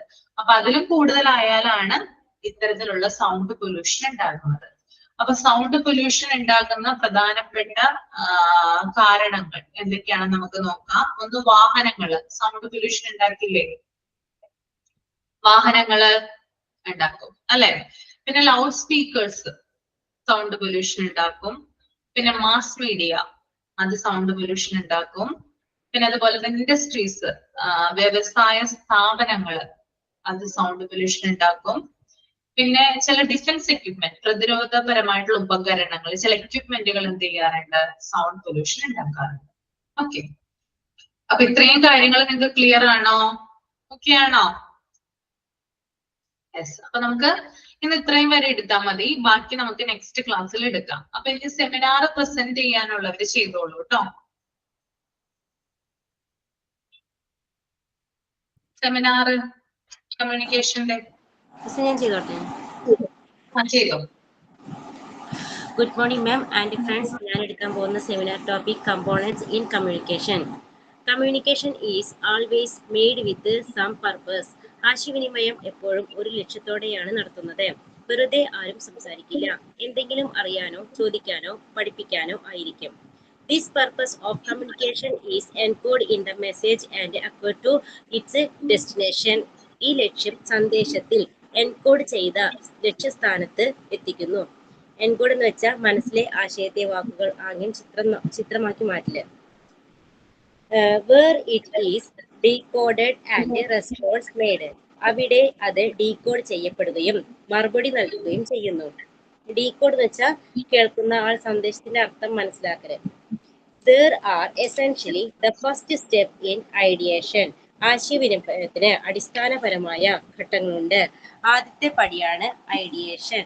ഐഡിയേഷൻ എന്ന് വെച്ചാൽ ആശയ രൂപീകരണം, എന്ത് പറയണം എന്ന് മനസ്സിൽ തീരുമാനിക്കുന്ന ഘട്ടം. ഒരു ക്ലാസ് റൂമിലെ ഒരു ഉദാഹരണമാണ്. സിറ്റുവേഷൻ, ടീച്ചർ കുട്ടികളോട് നാളെ പിക്നിക് എന്ന് അറിയിക്കുന്നു.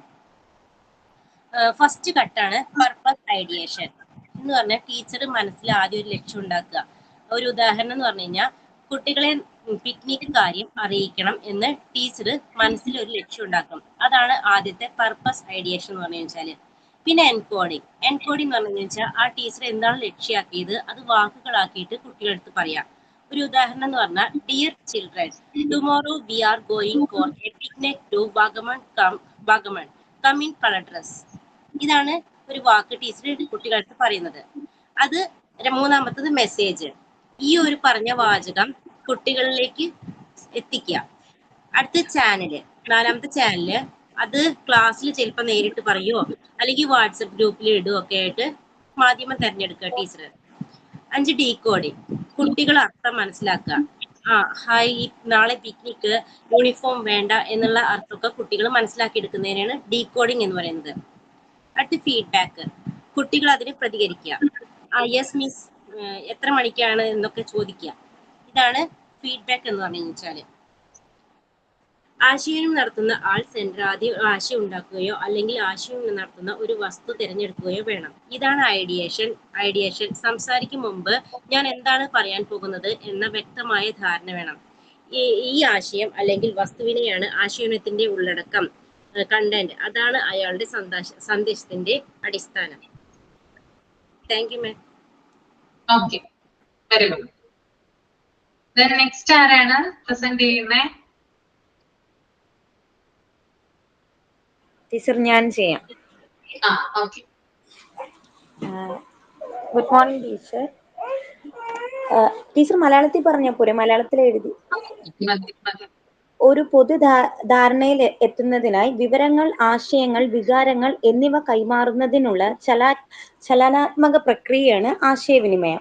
ഒരു സന്ദേശം അയക്കുക മാത്രമല്ല, കൃത്യമായി സ്വീകരിക്കുകയും മനസ്സിലാക്കുകയും ചെയ്യുന്നുവെന്ന് ഉറപ്പാക്കുന്ന പരസ്പര ബന്ധിതമായ ഘട്ടങ്ങളുടെ തുടർച്ചയായ ഒരു ലൂപ്പിനെയാണ് ഇത് നമ്മൾ ആശ്രയിച്ചിരിക്കുന്നത്.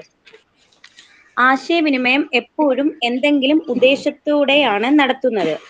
ആശയവിനിമയത്തിന്റെ ഈ ലക്ഷ്യം സന്ദേശത്തിൽ എൻകോഡ് ചെയ്ത് അതിന്റെ ലക്ഷ്യസ്ഥാനത്ത് എത്തിക്കുന്നു. അവിടെ അത് ഡീകോഡ് ചെയ്ത് പ്രതികരണം നൽകുന്നു. ആദ്യപടി ഒരു ആശയം സൃഷ്ടിക്കുകയോ ആശയവിനിമയം നടത്തുന്നതിന് ഒരു വസ്തുത തിരഞ്ഞെടുക്കുകയോ ചെയ്യേണ്ട അയച്ചയാളാണ്. ആശയം അല്ലെങ്കിൽ വസ്തുത ആശയവിനിമയത്തിന്റെ ഉള്ളടക്കമാണ്. അത് അദ്ദേഹത്തിന്റെ സന്ദേശത്തിന്റെ അടിസ്ഥാനവുമാണ്. രണ്ടാമത്തെ ഘട്ടം എൻകോഡിംഗ് ആണ്. ഇവിടെ അയക്കുന്നയാൾ തന്റെ ആശയത്തെ ചിഹ്നങ്ങളുടെ ഒരു പരമ്പരയായി ക്രമീകരിക്കുന്നു. യുക്തിസഹവും യോജിപ്പും ഉറപ്പാക്കാൻ വേണ്ടിയാണ് ഈ സന്ദേശം ക്രമീകരിക്കുന്നത്. ഈ ഘട്ടത്തിൽ നമുക്ക് ഉചിതമായ മാധ്യമം തിരഞ്ഞെടുക്കുന്നു. Thank you teacher. ഞാൻ ആ പാരഗ്രാഫ് മാത്രമേ പറഞ്ഞിട്ടുള്ളൂ, എക്സ്ട്രാ എടുത്തിട്ടില്ല. ആ കമ്പോണൻസ് ഇൻ കമ്മ്യൂണിക്കേഷന്റെ ആ പാരഗ്രാഫിൽ മാത്രമേ ഞാൻ പറഞ്ഞിട്ടുള്ളൂ, വേറെ എക്സ്ട്രാ ഡീറ്റെയിൽസ് കളക്ട് ചെയ്തിട്ടില്ല. ഓക്കെ. വേറെ ആരെങ്കിലും ഉണ്ടോ ചെയ്യാനായിട്ട്? പറയട്ടെ. ശ്രുതി പറഞ്ഞോളൂ. Good morning teacher. ആശയവിനിമയത്തിന്റെ ഘട്ടങ്ങളും ക്ലാസ് റൂമുകളും ആശയവിനിമയമാണ് ഇന്ന് ഞാൻ പറയാൻ പോകുന്നത്. ഇന്ന് ഞാൻ അവതരിക്കാൻ പോകുന്ന വിഷയമാണ് ആശയവിനിമയത്തിന്റെ ഘട്ടങ്ങളും ക്ലാസ് റൂമുകളും. ആശയവിനിമയം എന്താണെന്ന്. ആശയങ്ങളും വികാരങ്ങളും വിവരങ്ങളും എന്നിവ ഒരാളിൽ നിന്നും മറ്റൊരാളിലേക്ക് കൈമാറുന്ന പ്രക്രിയയാണ് ആശയവിനിമയം. ഫലപ്രദമായി ആശയവിനിമയത്തിന് ഒരു അയക്കുന്ന ആളും സ്വീകരിക്കുന്ന ആളും ആവശ്യമാണ്. ആശയവിനിമയത്തിന്റെ ഘട്ടങ്ങൾ എന്തൊക്കെയാണ്? ആശയം രൂപപ്പെടുത്തൽ. ആദ്യം അയക്കുന്ന ആൾ എന്താണ് പറയേണ്ടതെന്ന് ആശയം രൂപപ്പെടുത്തുന്നു. രണ്ടാമത്തെ പോയിന്റ് ആണ് സന്ദേശം രൂപപ്പെടുത്തൽ. ആശയത്തെയും വാക്കുകളെയും ചിഹ്നങ്ങളെയും ആംഗ്യങ്ങളെയും മാറ്റി മറ്റുള്ളവർക്ക് മനസ്സിലാകുന്ന രീതിയിൽ അവതരിപ്പിക്കുക. നാലാമത്തെ സന്ദേശം സ്വീകരിക്കൽ. സ്വീകരിക്കുന്നയാൾ സന്ദേശം ലഭിക്കുന്നു. അഞ്ചാമത്തെ പോയിന്റ് സന്ദേശം മനസ്സിലാക്കൽ. സ്വീകരിക്കുന്ന ആൾ സന്ദേശത്തിന്റെ അർത്ഥം മനസ്സിലാക്കുന്നു. ആറാമത്തെ പ്രതികരണം. സ്വീകരിക്കുന്ന ആൾ തന്റെ പ്രതികരണം അറിയുന്നു. ഇതിനോടൊപ്പം ആശയവിനിമയ പ്രക്രിയ പൂർത്തിയാക്കുന്നു. ക്ലാസ് റൂം ആശയം. അധ്യാപകനും വിദ്യാർത്ഥികളും തമ്മിലുള്ള ആശയവിനിമയത്തെയാണ് ക്ലാസ് റൂം ആശയവിനിമയം എന്ന് പറയുന്നത്. ഒന്നാമത്തെ പോയിന്റ് സാംസ്കാരികവും കേൾക്കുന്നു. അധ്യാപകൻ പാഠങ്ങൾ വിശദീകരിക്കുകയും വിദ്യാർത്ഥികൾ അത് ശ്രദ്ധയോടെ കേൾക്കുകയും ചെയ്യുന്നു. രണ്ടാമത്തത് കാണിക്കുകയും നിരീക്ഷിക്കുകയും ചെയ്യുന്നു. ചിത്രങ്ങൾ, ചാർട്ടുകൾ, മോഡലുകൾ, ഡെമോൺസ്ട്രേഷനുകൾ തുടങ്ങിയ ഉപയോഗിച്ച് അധ്യാപകൻ പഠനം കൂടുതൽ ലളിതമാക്കുന്നു. വിദ്യാർത്ഥികൾ അവ നിരീക്ഷിച്ച് കാര്യങ്ങൾ മനസ്സിലാക്കുന്നു. എഴുത്തും വായനയും. അധ്യാപകൻ ബോർഡിൽ എഴുതുന്നു. വിദ്യാർത്ഥികൾ അത് വായിച്ച് നോട്ട്ബുക്കിൽ എഴുതുന്നു. തുടർന്ന് അധ്യാപകൻ അവരുടെ പ്രവർത്തനങ്ങൾ പരിശോധിച്ച് തെറ്റുതിരുത്തുന്നു. അടുത്തതായി പറയുന്നത് പ്രവേശന അടിസ്ഥാനത്തിലുള്ള ആശയവിനിമയം എന്ന് വെച്ചാൽ ഇത് ഒരു വൺ വേ കമ്മ്യൂണിക്കേഷൻ ആണ്. അധ്യാപകൻ പാഠം അവതരിക്കുമ്പോൾ ആ കഴിവ് വിശദീകരിച്ചു കൊടുക്കുകയും പ്രസിദ്ധീകരിച്ചു കൊടുക്കുകയും ചെയ്യുന്നു. ഈ വിഷയത്തെക്കുറിച്ച് ക്ലാസ് എടുക്കുമ്പോൾ പഠനത്തിന്റെ സംഗ്രഹം പറയുമ്പോൾ ഈ രീതിയിൽ അധ്യാപകൻ പ്രധാന പങ്ക് വഹിക്കുന്നു. വിദ്യാർത്ഥികൾ കേൾക്കുകയും മനസ്സിലാക്കുകയും ചെയ്യുന്നു. ചർച്ച അടിസ്ഥാനത്തിലുള്ള ആശയവിനിമയം. 2 വൺ-വേ കമ്മ്യൂണിക്കേഷൻ. അധ്യാപകൻ ചോദ്യങ്ങൾ ചോദിക്കുകയും വിദ്യാർത്ഥികൾ ഉത്തരം പറയുകയും ചെയ്യുന്നു. 3-ാമത്തെ, വിദ്യാർത്ഥികൾ സംശയങ്ങൾ ചോദിക്കുന്നു, അധ്യാപകൻ മറുപടി നൽകുകയും ചെയ്യുന്നു. ഈ രീതിയിൽ വിദ്യാർത്ഥികൾ പങ്കാളിത്തം കൂടുതലായിരിക്കും. ഗ്രൂപ്പ് അടിസ്ഥാനത്തിലുള്ള ആശയവിനിമയം. വിദ്യാർത്ഥികൾ ചെറിയ ഗ്രൂപ്പുകളായി പ്രവർത്തിക്കുമ്പോൾ, ശാസ്ത്രീയ പരീക്ഷണങ്ങൾ ടീമായി ചെയ്യുമ്പോൾ, ഗ്രൂപ്പ് അംഗങ്ങൾ തമ്മിലും ഗ്രൂപ്പ് ലീഡറും അധ്യാപകനും തമ്മിലുള്ള ആശയവിനിമയം നടക്കുന്നു. പ്രവർത്തന അടിസ്ഥാനത്തിലുള്ള ആശയവിനിമയം. സെമിനാർ, പ്രോജക്റ്റ്, ചർച്ചാ സെഷൻ എന്നിവ നടക്കുന്നു. അധ്യാപകനും വിദ്യാർത്ഥികളും ഒരുമിച്ച് ഒരേ വിഷയത്തിൽ പ്രവർത്തിക്കുന്നു. എല്ലാവരും ഒരേ ലക്ഷ്യത്തിൽ സഹകരിക്കുന്നു. കുറഞ്ഞതോ ഇല്ലാതായോ ആശയവിനിമയം. വിദ്യാർത്ഥികൾ ലാബിൽ ഒറ്റയ്ക്ക് പരീക്ഷണം നടത്തുമ്പോൾ അസൈൻമെന്റുകൾ സ്വയം ചെയ്യുന്നു. ഈ സമയത്ത് അധ്യാപകന്റെ പങ്ക് മേൽനോട്ടവും നിർദ്ദേശങ്ങളും നൽകുന്നു എന്നിവയാണ്. ഇതാണ് ആശയവിനിമയത്തെ കുറിച്ച് പറയാനുള്ളത്. ഓക്കെ, അപ്പോ നമുക്ക് മൈൻഡ് അപ്പ് ചെയ്യാം കേട്ടോ. നന്നായിരുന്നു ശ്രുതി. അപ്പോ നെക്സ്റ്റ് ക്ലാസ്സിൽ നമുക്ക് കാണാം. ഓക്കെ, എല്ലാവരും ഇനി PG ക്ലാസ്സിൽ കയറാൻ സമയമായി. അപ്പൊ ഞാൻ അധികം ബുദ്ധിമുട്ടിക്കുന്നില്ല. ലീവ് ചെയ്തോളൂ കേട്ടോ. Okay, bye, thank you. Thank U.